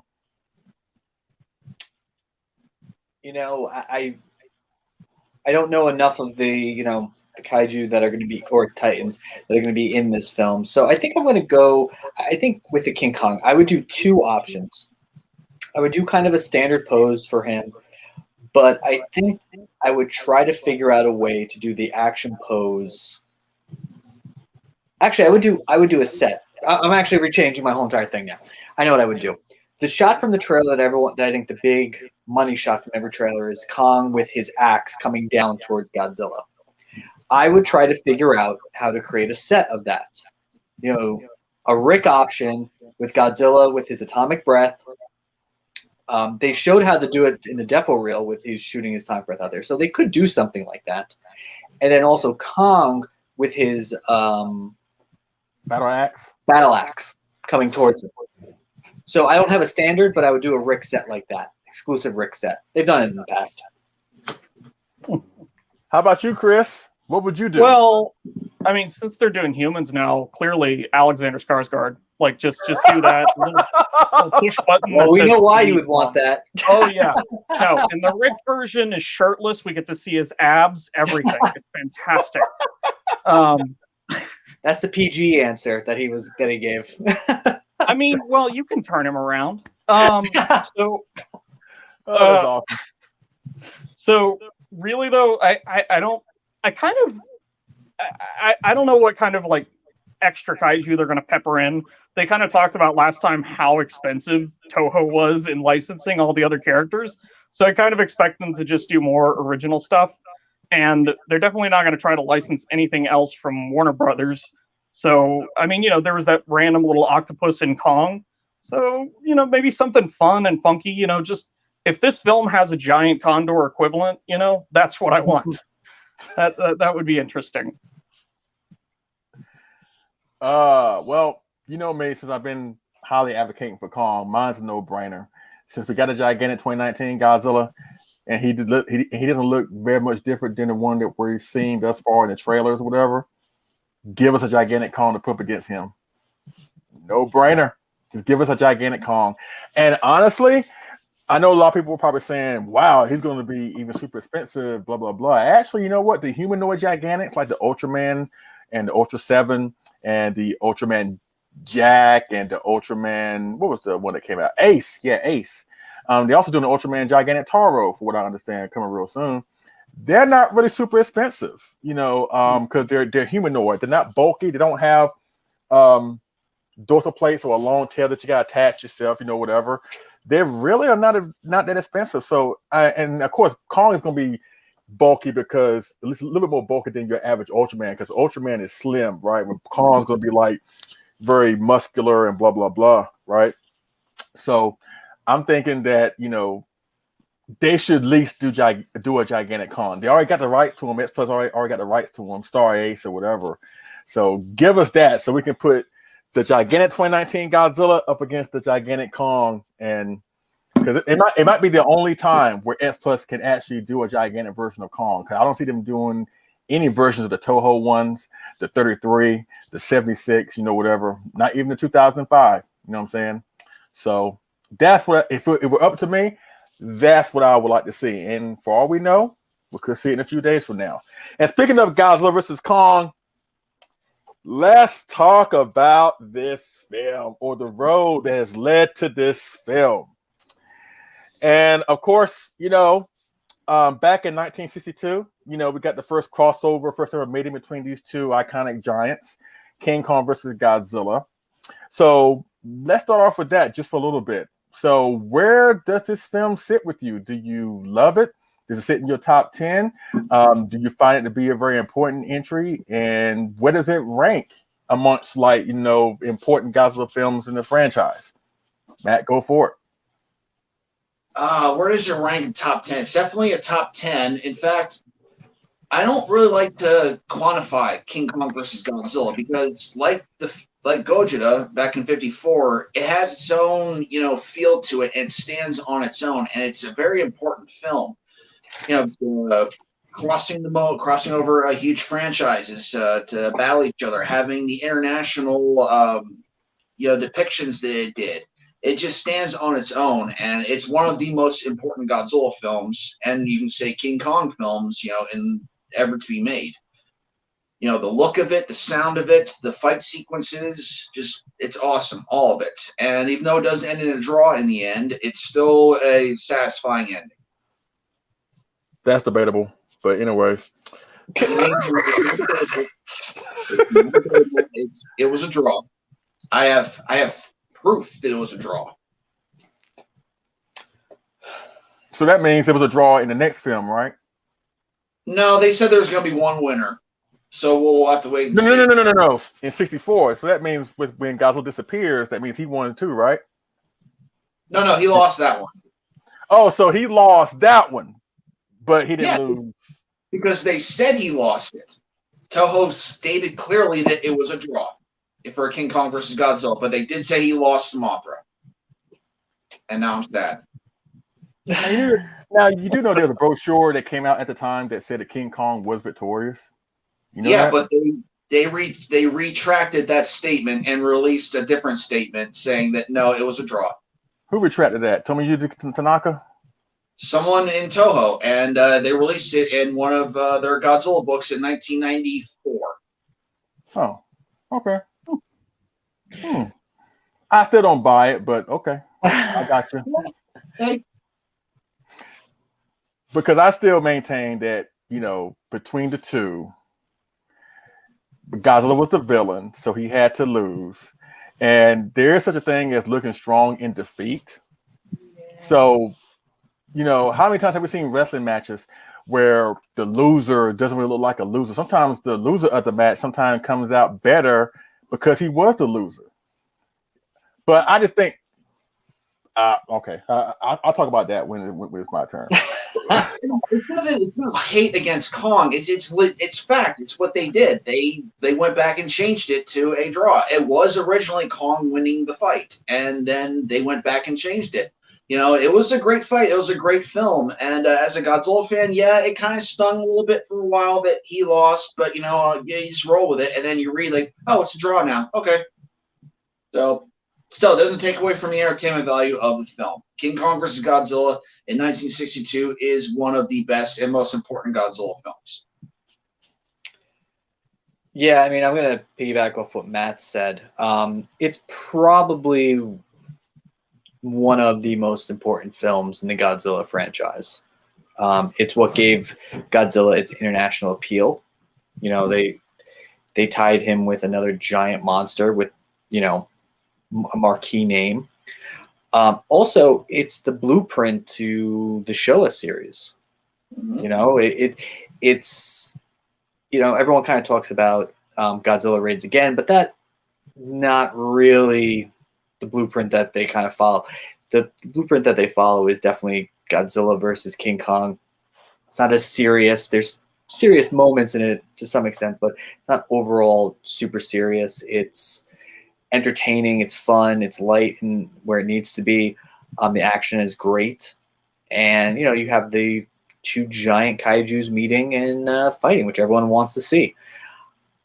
I mean, the ending piece, that's always going to be a thing, I think, for Godzilla fans and for Kong fans and everything like that.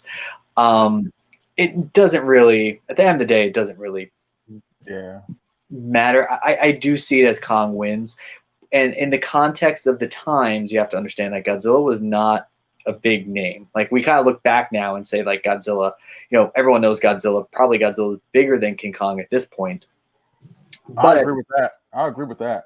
But at the time, you have to remember King Kong was, and still is to some extent, a movie icon. So I've always kind of seen it as King Kong, winning to some extent and kind of trying to get out of there. But I kind of do agree with what Leslie was saying, was that it kind of feels like a wrestling match where even though Kong won, he doesn't feel like this huge overall winner. if that makes sense.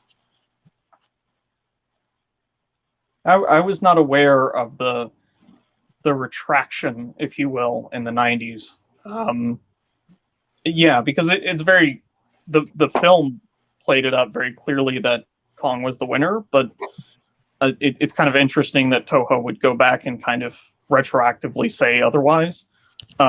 Was it something that they had planned, like on the set? Like it was something that they just kind of talked about and like marketing did their own thing and stuff, or was it really them being retroactive and a little bit like protective of their IP there of Godzilla?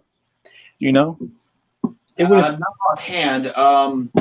Guys, give me a second. I'll show you the book where it came from. Hang on. Let me grab it. I would have to say that it would definitely be the latter of the two. Protecting the IP brand and everything like that. But yeah, I kind of go with he's still the bad guy, and he's the bad guy in Mothra too, Mothra as well. So I mean, that's kind of the way I would figure it. I never wanted to believe that he lost or that it was a draw, but it's yeah, interesting that they would so many years later kind of just try to, I don't know, J.K. Rowling's Twitter this thing. I don't know. It's also funny that people have, and I'll always say this, and I kind of laugh at it. People have an issue with him losing to King Kong, but then in literally the next film over, 2 baby caterpillars. Everyone's like, "That's fine, that's great, no worries." Like I think Godzilla fans are kind of funny in that way. But there's 2. Yeah, I guess so. Yeah, but one dies off screen, so I don't even know what like what is that? I forgot. But I don't know. I get it as a Godzilla fan, especially when I was younger. I kind of always thought Godzilla had won. I always kind of pictured it that way as well, but it's set up for Godzilla to lose at the end of the day. Matt, before I go, you wanting to share something? Well, yeah, this is the book where they retracted it. Someone had translated it. I'll screen cap it and send it to you so you can see it. But it's not that big of a deal. Just something that was done. No, it's just interesting. Yeah, it's kind of crazy. Well, of course, I talked about this on last week's Collect All Monsters episode, but I don't mind going through the cliff notes here. Once again, I mean, let me just preface this by saying this, ladies and gentlemen. I love both. I love King Kong. I love Godzilla. And the reason why I subscribe to Kong winning is, like I said before, like Kong was the protagonist or the hero of the story. And at the time, back in 1962, King Kong was seen more of as the star than Godzilla. Godzilla was still trying to get his feet wet, trying to get his traction going on. Godzilla was nowhere near the icon that he is today. But at that point, Godzilla losing to quite arguably the most famous giant monster in the world, at least I would probably say the most famous monster in the world, outside of maybe Frankenstein or Dracula. In my opinion, there's no shame in losing to King Kong, but it wasn't like a straight up beat down like we've seen Godzilla do with so many opponents over the years, where Godzilla could not continue to fight, right? I think it was shot purposely that way to make it look like Kong seemingly won, but yet was able to protect Godzilla, that he maybe got defeated off screen. And to me, Godzilla's legacy doesn't change not one bit because he supposedly lost to Kong, even though it's highly debated, right? It doesn't really change anything, at least from my perspective. And like what William just said, between the two, I'd rather him lose to a souped up ape monster than two two babies. You know what I mean? Kong gave Godzilla the rub. You know what I mean? Like like in wrestling terms, he got it. And that's my other point. Because, like you said, William, without this film, in my opinion, I think Godzilla would become a star no matter what. But I think this film really shaped and molded the Showa series into the fun and campy ride that we got, right? I think Godzilla versus King Kong versus Godzilla had a lot to do with that. Notwithstanding what happened in 54 and 55, I think King Kong versus Godzilla made Godzilla a certifiable, bankable star. This was when Toho was like, okay, we got something here. We can build off of this. We can build and build and build and build and build. On the other side of the equation, look what happened to King Kong. a film in 67, then a film 9 years later, then a film 10 years later, then a film, 19 years later. So between the two, even though Kong may have won this battle in the overall scheme of things, in the long run, Godzilla ended up becoming a far bigger star than King Kong ever did. And there's no shame in that. So that's why I had no problem, accepting the fact that King Kong won this supposed fight, because in the context of the situation, Kong may have won the battle, but Godzilla won the war. And when you look at it like that, it doesn't really sting all that bad, if you really think about it. But at the same time, I think Toho deliberately shot it that way so we can have debates like this, because it's been highly debated for God knows how long, and it's made for some fun fan theories and fun discussions and blah blah blah. But maybe something that we'll never really know. We got evidence, but maybe something that we'll never know. But for what we understand, this new film will promise a winner. And you know what? Let's go into that right now. Now, you know what? I take it back. Now, with this film that came out in 1962, because of the issues with the King Kong character, with the right issues, they couldn't get another King Kong versus Godzilla film done until this MonsterVerse, right? But they did try in the Heisei period.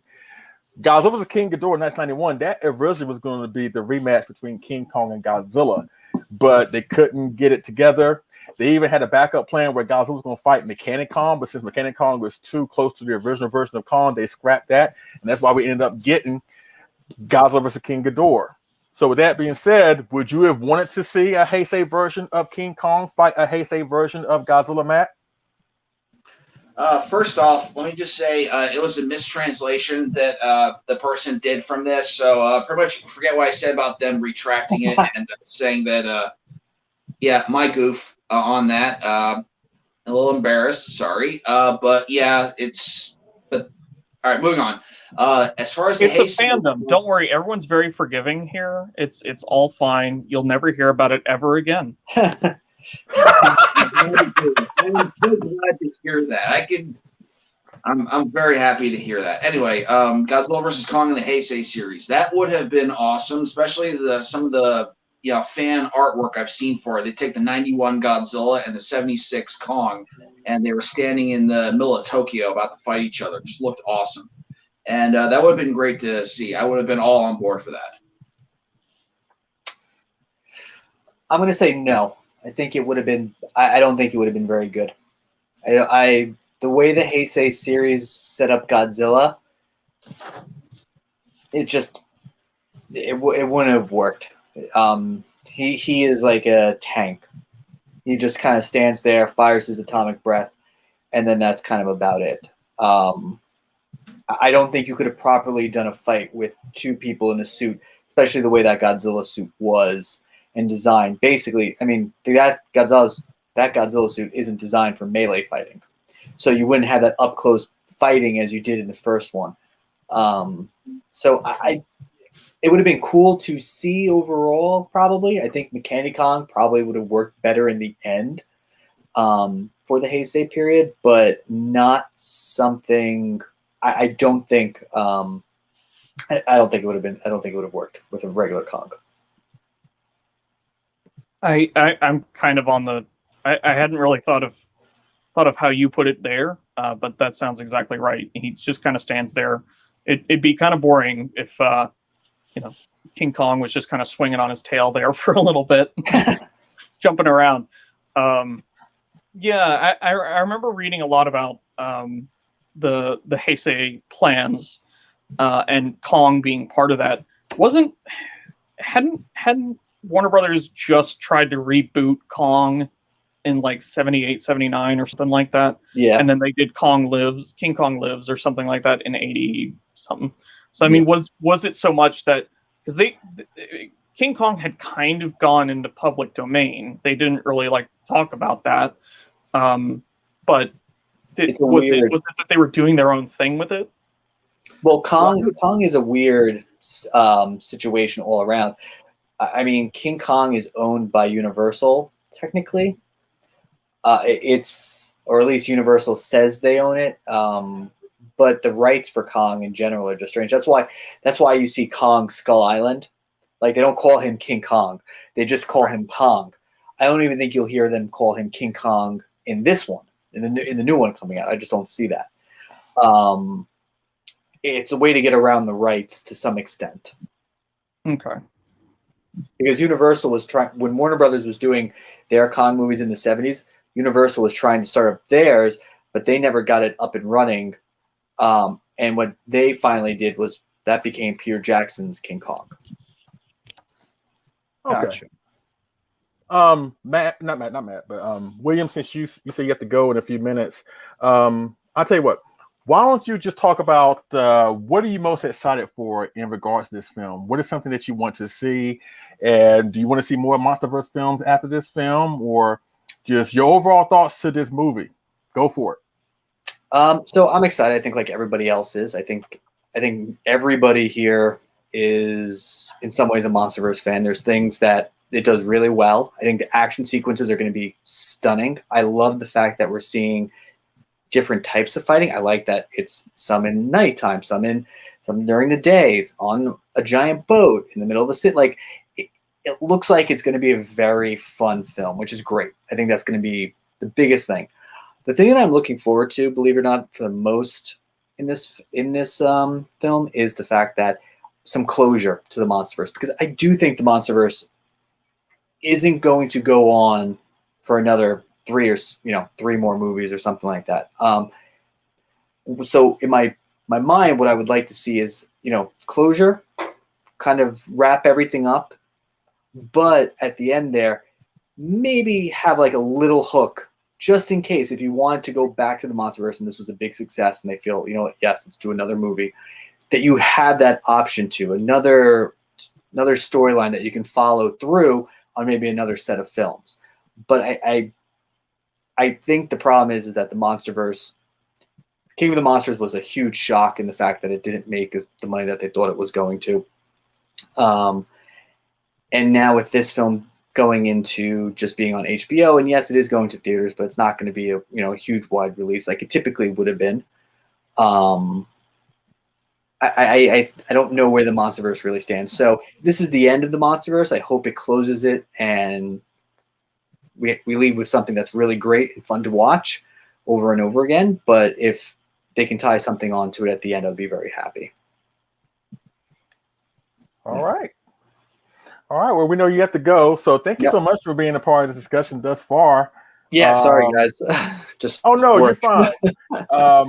Ladies and gentlemen, just to give William some love here. Don't want to go into further detail what he does for a living, but he is a healthcare worker. He is an essential worker. And as I mentioned earlier, in case y'all missed it, I just want to give a huge round of applause and thank you to William and all the health workers out there. Y'all have been there for us and been on the front lines and doing what you have done to help bring this pandemic to an end and to help other people. So I know I speak for myself and Chris and Matt, and for everybody in the chat, we want to say thank you for being awesome. Thank you so much. So, all right, everyone, listen, enjoy the rest of the stream. I'm going to watch it once I get back. So I'm excited to hear what you guys talk about. Have a good one, everybody. All right, man. Take it easy. See ya. Take care. See ya. All right. Well, here's my take on the Heisei version. I would have loved to have seen it, quite frankly, just because I love the 76 version of Kong. Say what you will about the movie, but I love the design. I love his roar. Just to see that physically imposing version of Kong up against maybe the 89 or the 91, that would have been epic. And I think it's one of those situations where it could have been, it looked great on paper, but when you think about the Heisei films, it wasn't really too much physical fighting involved. I mean, of course it was fighting, but it was more so like beam attacks and ray attacks from distances.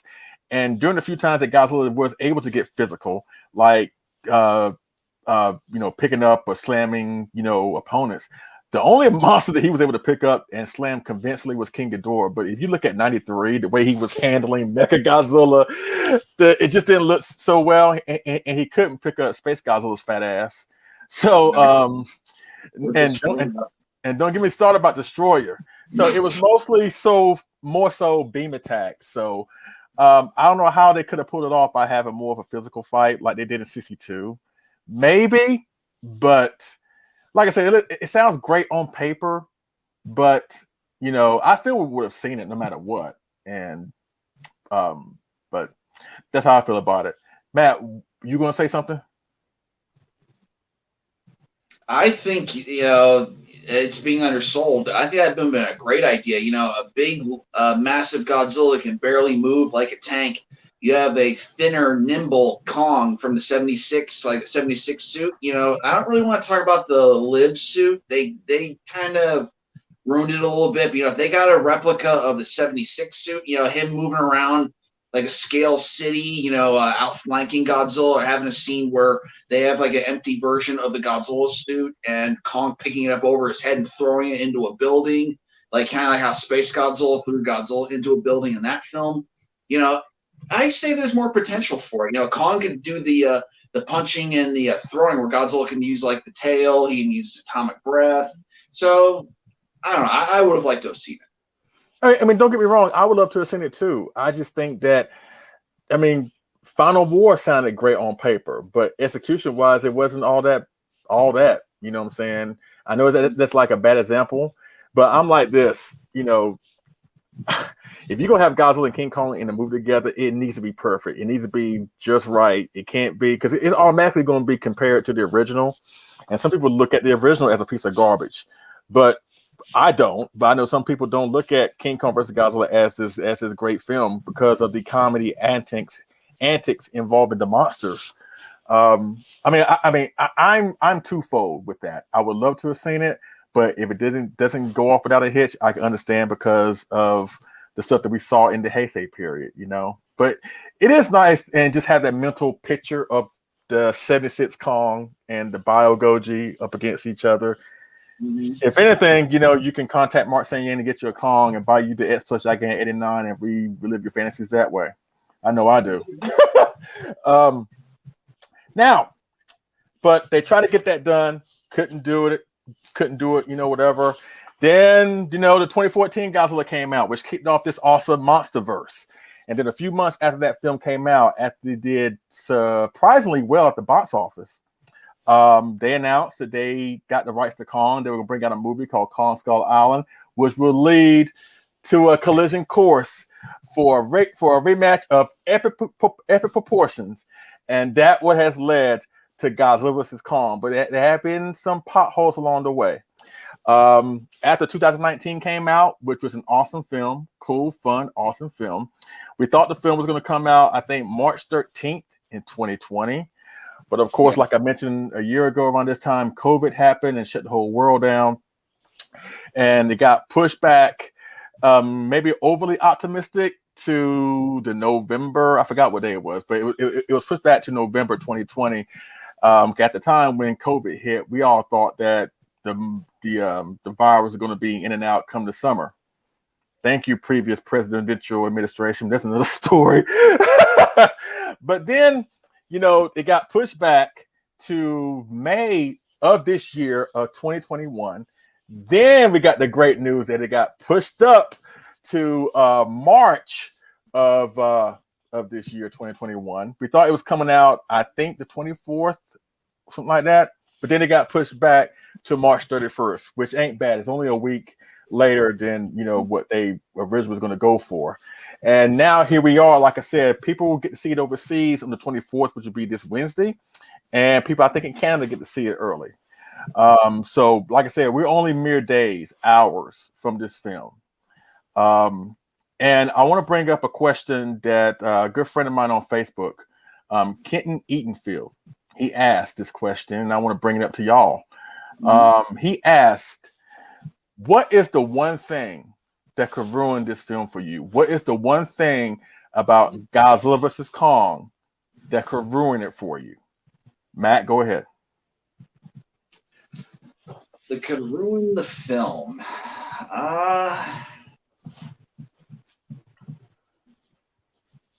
Nothing really jumps out at me as ruining, because I tried to think, what if the human drama gets annoying? Well, that's the human drama. It's usually annoying in most of these films anyway. So you're more worried about the film's called Godzilla versus Kong. So I'll focus on that if they're not grabbing me, which, the inclusion of other monsters, at first I was against it, but now that there's going to be other monsters in the film, I'm cool with it as long as Godzilla and Kong have a long fight. Okay, if I had to pick one main thing that I don't want to see in the film, is constant interruptions in the actual combat between Godzilla and Kong. I want to see a nice, drawn-out fight with huge pulled-back shots so we can see both the monsters. I don't want to see the monsters, right next to each other, and then try to put the camera right between them, and the camera shaking and crap. It's nice pulled back so we see all the action and have fun with it. Pretty much the camera work is what I have to say. And cutting away. Don't cut away. Yeah, that cutting away drives me insane. There's just continuity issues between what should be a shot and another shot, and there's just it feels like there's seconds missing in the battle. So at some point, it just drives me nuts. I guess probably the one thing that would really irk me the most is if Kyle Chandler has more lines than he did in the previous movie.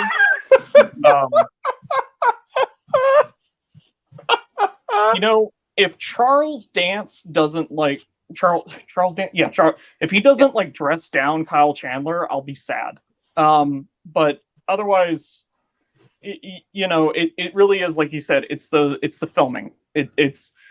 There's all this spinning around in the last one, and it doesn't need it. The monsters stand on their own, and the fights stand on their own.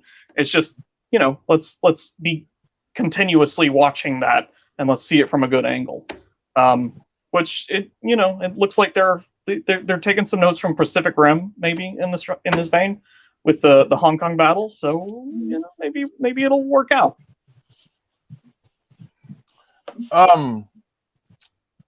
And let me just say this, ladies and gentlemen, what I'm about to say may not rub a lot of people right, but I'm going to be honest here and give my honest opinions.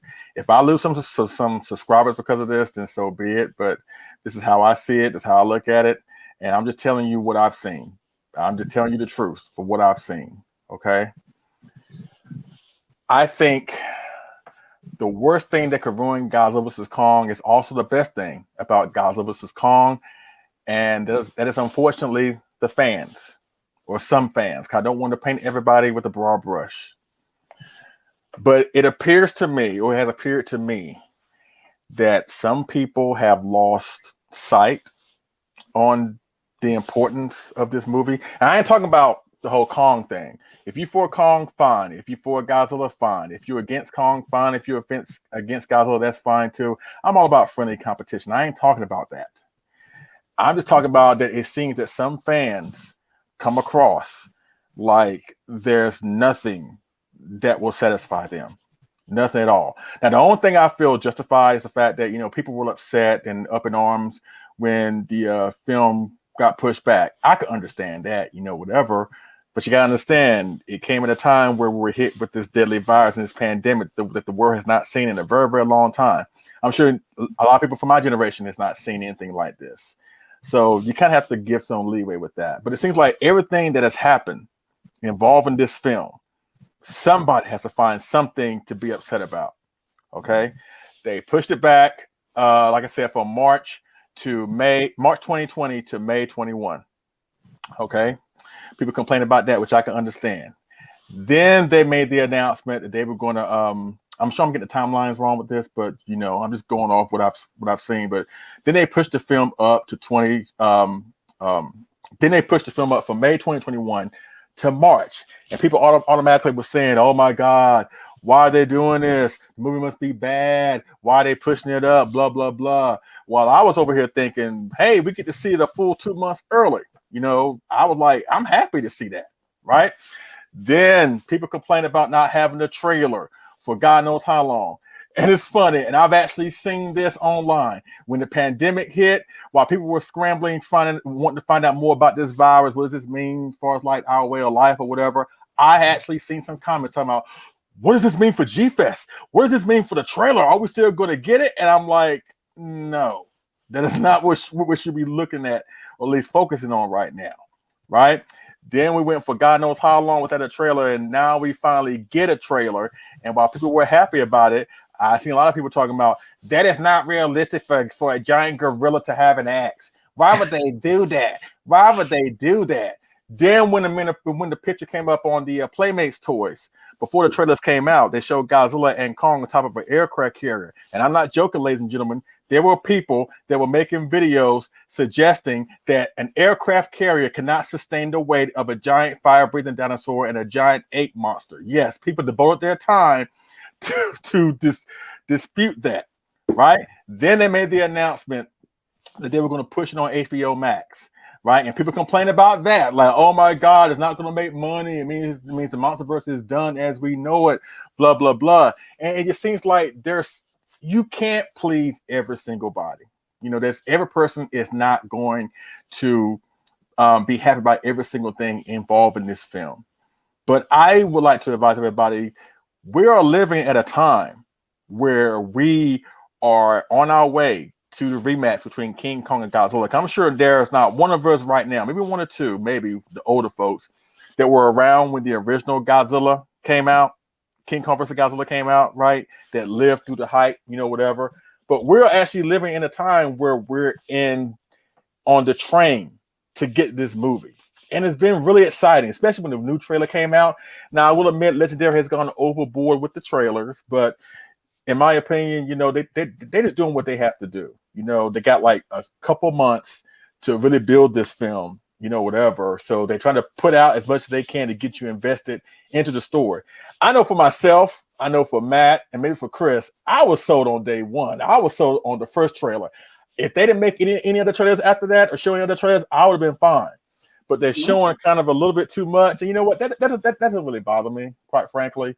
And I've seen pretty much every single thing. That doesn't really bother me at all, you know, because I'm really excited to seeing what's going on. I know some people have stayed away from trailers. They have stayed away what's coming, what they have showcased thus far, blah, blah, blah, which is why I'm really considering going dark on social media for the next couple of weeks, because I know because my highly advocation of Kong, if Kong happens to lose, I know some people are going to hit me up when they first see it overseas, say, hey, see, blah, blah, blah. And that's fine. And I don't care if Kong loses at this point, but I don't want to know that going in. And you already know with some Godzilla fans, once they see the movie overseas or in Canada or whatever, they're going to plaster that on every social media, on YouTube. So it's kind of hard to escape all that. You see what I'm saying? But even still, I have maintained the philosophy that, you know, I don't really care. I'm just looking forward to this movie. I have a really simple outlook when it comes to this. I just want to see my two favorite giant monsters duke it out, and I'm going to have a fun time in the privacy of my own home. And with that being said, I think I'm going to accomplish that. So I just think, you know, as far as like my fellow Godzilla fans, let's just enjoy this moment. Let's not worry about what team you're on. Let's not worry about they're going to make more MonsterVerse films. Let's not worry about this. Let's not worry about that. Let's just enjoy that we're finally getting this movie, because in all intents and purposes, when COVID hit, they could have shut the whole movie down. They could have said, you know what, we're not going to bring it out now. How many movies that we don't know may have gotten the axe, no pun intended, because of COVID? But at least we still getting this movie. We still we're still getting it. But, you know, Adam Weingart deciding to make it a 4:3 aspect ratio just because that's his original vision, I'm not so sure I like that. You know, you wait all that time for this one movie to come out after all these years, and it's in 4:3. I'm kidding. I feel like it never really mattered too much to me, this movie. I know, Matt, you're a big fan of 2019. I was not. And it kind of just shut me down on the MonsterVerse, to be perfectly frank. But, you know, I find myself being cautiously optimistic and kind of getting interested in this and kind of getting excited again. I don't know if that's just purely the standard cycle and I'm a fan, so it just is inevitable. But, you know, I was not interested in this movie at all. And it's finally starting to hit me that, you know, there's a lot more to it, and it sounds like a lot of fun to be honest. Go ahead, Matt. Go ahead. Well, when 2014 came out, I didn't really care for it right off the bat. And then after multiple viewings, I got more into the film. I still had problems with it. Then Kong Skull Island came out, and that movie was just amazing. I still think that's one of the best kaiju film made. That's how good Kong Skull Island is. And then the post-credit sequence, seeing the next film, Godzilla King of the Monsters, looked amazing. Went and saw it. I still say that's my favorite film to watch nowadays. And then the post-credit sequence to that, showing Godzilla and Kong finally fighting each other. It's something we've always wanted, and something that's always been talked about. The rematch. Well, we're getting it, and I cannot wait for it. It is going to be awesome. I've unplugged myself from trailers. Every time there is a trailer on television, on YouTube, whether it's an ad for a YouTube video, whether I'm on Facebook and someone, just shares it, innocently shares it. And I'm not really, mad that they innocently share it. I immediately scroll past it. If I see it on television, if I recorded the video, I will pick up my remote and say la la la la la la and point it at my TV so that I can fast forward it. I go out of my way because this might sound a little silly. That's fine. When you work hard for your money and you want to, buy something to enjoy it, you want complete enjoyment out of it. Every time when I see a trailer and I see a spot or a picture or anything, whether it's Instagram, whether it's Twitter, Facebook, whatever, every time I see something new about the film, it takes value away. I still want to see it. I still want to have fun and enjoy it, but I want my entire money's worth of it as well. It's not that hard. It's not that much to ask for to get a full money amount out of what you're, spending a lot of your time into. It's our hobby. It's a fun hobby that makes us happy. We want to get as much out of it as well as giving back to it as well. So that's why I'm a little off about the trailers.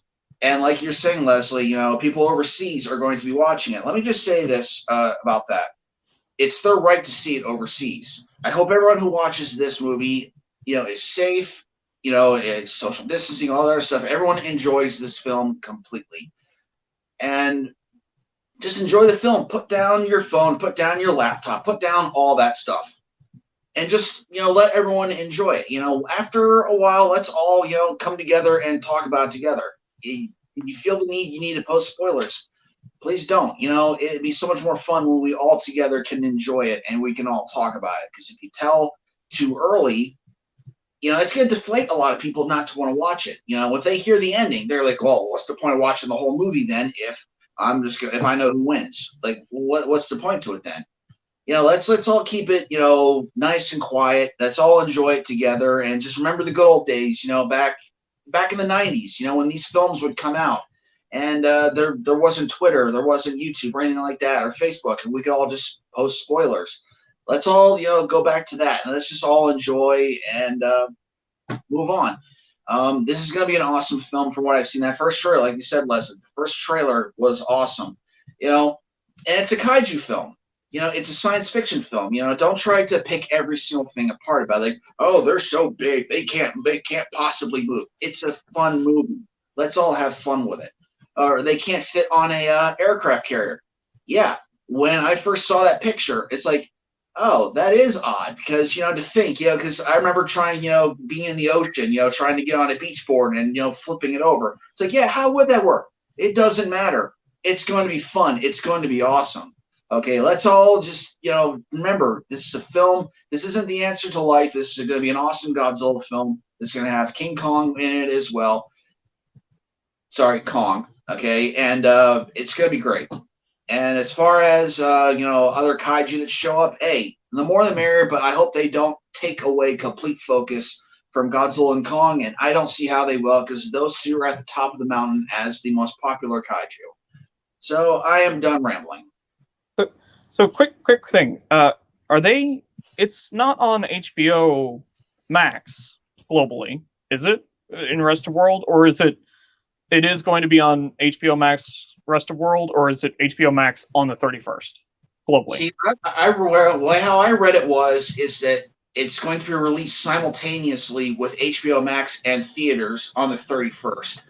on Google, they released, it said it was coming out May 25th, but then I have friends overseas saying, oh, that's a lie. It's coming out the 31st for us as well. So as far as the full answer, really, I can't really tell you.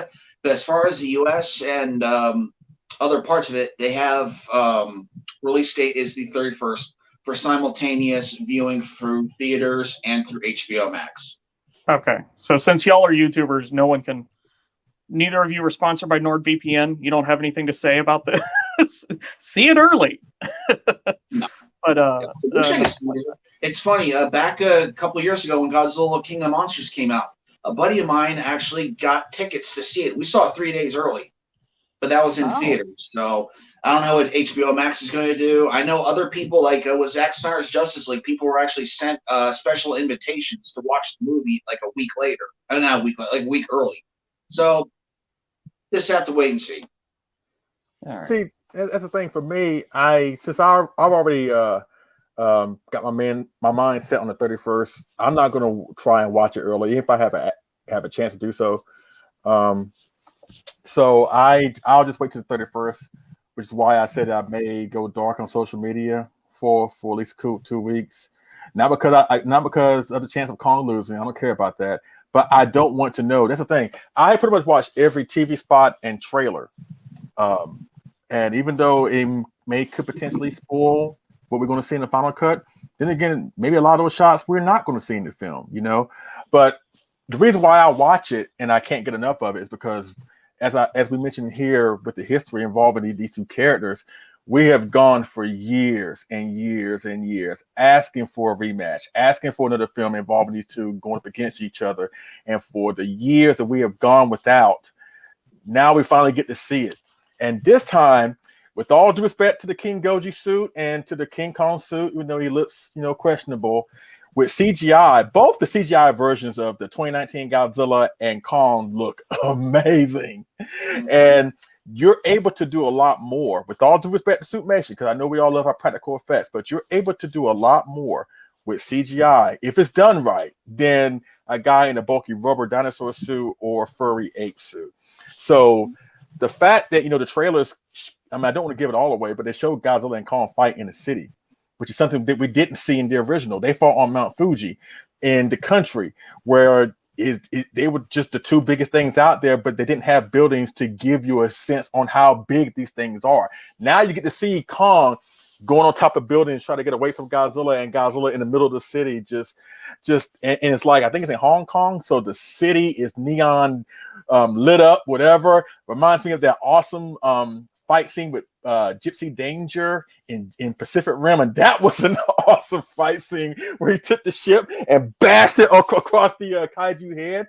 So the fact we get to see that with King Kong and Godzilla, and the fact that we don't know what Mecha-Godzilla's role is going to be in the film, even though they're shown a lot, there's still a lot that we don't know. Why Godzilla has supposedly turned to the dark side. What is his issue with Kong? What's the role of Mecha-Godzilla? There are so many things that they have not shown us yet, despite them showing us a lot, that really has still got me interested into seeing this film. And as I said earlier, ladies and gentlemen, it's okay to be on Team Kong. It's okay to be on Team Godzilla. But let's all collectively enjoy this moment, because if this movie fails, if this is the end of the MonsterVerse, for all we know, it could be another 80 years before we get another King Kong versus Godzilla movie. So let's just enjoy the moment. Let's enjoy this time. It's a great, great, great, great time. Not to mention that if this film does well, that it'll kick off maybe more films for the MonsterVerse. Not to mention you got Shin Ultraman coming, you got Singular Point coming, you got the supposedly MonsterVerse anime with Kong coming. There's rumblings that they're gonna bring back the Cloverfield monster. So basically, it is our time. It is our time. The Kaiju fans, the Kaiju community, it is our time. And let's not waste time going at each other being petty. Let's just enjoy this moment, enjoy this movie, and enjoy everything that's coming down the pipeline as a result of this movie. And that's pretty much all I have to say about that. But yes, we are in the final stretches of this awesome film. And I think no matter who you go for, at the end of the day, we're all going to be winners when it's all said and done. All right. Absolutely. So with that being said, you know what? I think we're done. I think we're done with this discussion. We covered the collectible news. We covered Godzilla vs. Kong to the best of our ability. Once again, overseas folks, get to see it the 24th. So don't be surprised. I mean, I hate to say it, but you know, I was just trying to make y'all aware here. Don't be surprised if you see spoilers pop up on social media. Try not to let that bother you, but in a way, it's kind of like no getting around that right now. It's just inescapable. Unless you have to be on social media. I know a lot of you do. You do it for work reasons. You do it to keep in touch with family members or whatever. But I know, and it's kind of hard to escape that when you part of various Godzilla Facebook groups, and the first thing you click on Facebook is a potential spoiler or whatever. It's kind of hard to get around that. But hopefully people will take heed of what Matt said earlier and recognize, at least, will enact some restraint. And I get it, ladies and gentlemen. You're excited. You want to share it, but whatever. Just realize not the whole world's going to see it at the same time as you do. And a lot of people don't want to get spoiled right now, even though Legendary has done a great job with that. But just give us 5 days. Just give us a few days after you've seen it. Give us a few days so that we can see it. And then we can all come together and talk about this and that and blah, blah, blah. But as a community, let's look out for each other more so now than ever before. And let's maintain some restraint. And let's just, not be so spoilerish in regards to this film. Please, please, please, please. We cannot stress that enough. But that is pretty much it with the show, ladies and gentlemen. I want to thank William Fett from the Godzilla Files. Thank you for coming aboard this show. We do appreciate it. Of course, Matt Jacobson, Gojira 851. You have not seen the last of this awesome dude. Of course, he has his own channel with reviews, gameplay, commentaries, the whole 9 yards. What do you have next coming up for your channel that you want to plug right now? Up next, I'm going to film my Zack Snyder's Justice League review. The new Doom Eternal second downloadable content just came out, so I'm probably going to live stream that soon, probably on Sunday after I get home from work. Yeah, we got Godzilla vs. Kong coming up. I'm going to be doing a review for that. I have some X Plus figures coming in the future as well, which is going to be great. A few months later, we're going to be getting the Star Ace Redosaur from Beast of 20,000 Fathoms. I can't wait for that. It looks awesome. And you just have to play it by ear from here on out. Oh, you get the Kraken? Is anybody in the chat getting the Kraken? I want to ask that. Is anybody getting that big, giant Ray Harryhausen Kraken? It looks amazing, but because you do realize, of course, that I think that thing is sculpted, or at least it's been handled by Kaibitsuya, and you know who they are, right? Not a fan. They are the ones behind the Gigantic series. They're the ones that produced the sculpt of the Gigantic Burning Godzilla, the GMK Godzilla, the scratch-made sculpt of the 62, 2019, Mecha-Godzilla, 89, 64. So that's why the thing is so big, because they got their hands on it. And what I understand is going to be like maybe $500. So if you're a fan of the Kraken, that's not bad. That's not bad. So you got the Kraken coming out, right? You got the new Gigantic 54, right? Yeah. Don't forget the Spiral Studios Gigantic Burning Godzilla, the Spiral Studios Gigantic King Ghidorah. All I know is I'm only ordering just 2 off of those. If you ordering all 4 of those, can you give me a job reference? Because obviously I need to work with the hell you're working. Oh, God. But like I mentioned before, with this new live stream that they're supposed to going to be doing, I guess the first ever online event, hopefully it'll go better than last year's Summer Kaiju Festival. We ain't got to go into that, ladies and gentlemen, but you all know what I'm talking about. Hopefully this will go off without a hitch. And as I mentioned earlier, my brethren on Collect All Monsters, John Ruffin, I think so, Kyle and David will be doing a live reaction to that show. Like I said, it's late Thursday night, 11 p.m. Eastern time, going into early Friday morning, March 26th, and you'll get that reaction, and you'll get to see what X Plus is cooking. They did say that they're going to showcase some new Harryhausen stuff and a few surprises that they didn't showcase at the last week's Spring Kaiju Festival. So only, like I said, we said Mecha-King Ghidorah earlier, a Gigantic Kong. So considering what they've been doing thus far this year, you know, with the most recent 2019 Burning Godzilla that Matt has there. You know, we got the 2002 25 centimeter Godzilla coming. We got the multiple Defo-Reals by Alante, Sarazawa, Gamera 1996, the favorite sculptors line Rodan that just came out, Megalon, right? The new 54. There's so much stuff that's coming because S Plus knows. They know because of Godzilla vs. Kong and all the other kaiju stuff coming out that they're trying to get at us. They're trying to get us consumers to get their products, which is smart. You know what I'm saying? It's a smart thing for them to do. But considering what has been teased thus far, I think we're in for a great, great year, but a bad year when it comes to our wallets. And also, Chris, yeah, good problem. But Chris, thank you so much for being a part of this discussion. You know, really enjoyed having you here. I hope you had a fun time being here on this show, and I hope you will come back at some point. It was great. Thank you guys for having me. It was a lot of fun. And I don't know if you know this, Chris, but I'm gonna start doing I've been doing these deep dive discussions because normally when I do these shows, right, we normally cover a specific era like MonsterVerse, 70s, 60s, and we don't have time to go in depth with every single film, so we kind of like skim over them. So to bring more content to the channel, I decided to do a more in-depth videos or live stream discussions devoted to one particular movie. I did one for Martha vs. Godzilla a few months ago, and the next one that I'm going to do is, guess what? GMK. Hey, all right.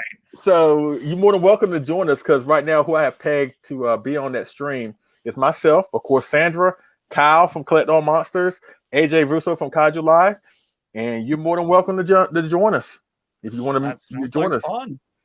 And of course, when I do King of the Monsters 2019 and 1991, you'll see Matt up here. When I do Biollante and Godzilla vs. Guy again, you'll see William and Brutezilla. I know he's a fan of Godzilla vs. Guy again. So that's the thing, ladies and gentlemen. I try to do these at least once a month outside of my Collect All Monsters duties and the fact that I work a lot. So I'm gonna try and try and be more frequent with them. I'm gonna try. Don't hold me to that because I am busy, but I'm gonna try. But I hope that y'all enjoyed this discussion. I hope I didn't ruffle any feathers with my commentary earlier. I'm just giving you my honest opinion. And like I said, I didn't mean to paint a broad brush, you know, to every Godzilla fan. I'm just going by what I've seen. But I still maintain the belief that we are still the best fandom, better than Star Wars, better than Marvel, better than DC. We may have our issues here and there like every other family in the world, but we are still head and shoulders above the rest. And I hope you have a good time watching Godzilla vs. Kong coming up in the next couple of weeks and blah, blah, blah. And Shin Ultraman and all the other stuff, you know, whatever. So between my show, Collect All Monsters, you know, Matt, you know, and everything that we do, Godzilla Files, you know, whatever, we will definitely keep you entertained for the foreseeable future. And that's all we have to say about that. And as I always say at the end of my video, ladies and gentlemen, we thank you so much for watching. We appreciate it. And we will see y'all again on this figure and move review. And enjoy Godzilla versus Kong. Yes, yes, yes. Bye, folks. Take care. We deserve it. Daggone right, we deserve it. Yeah.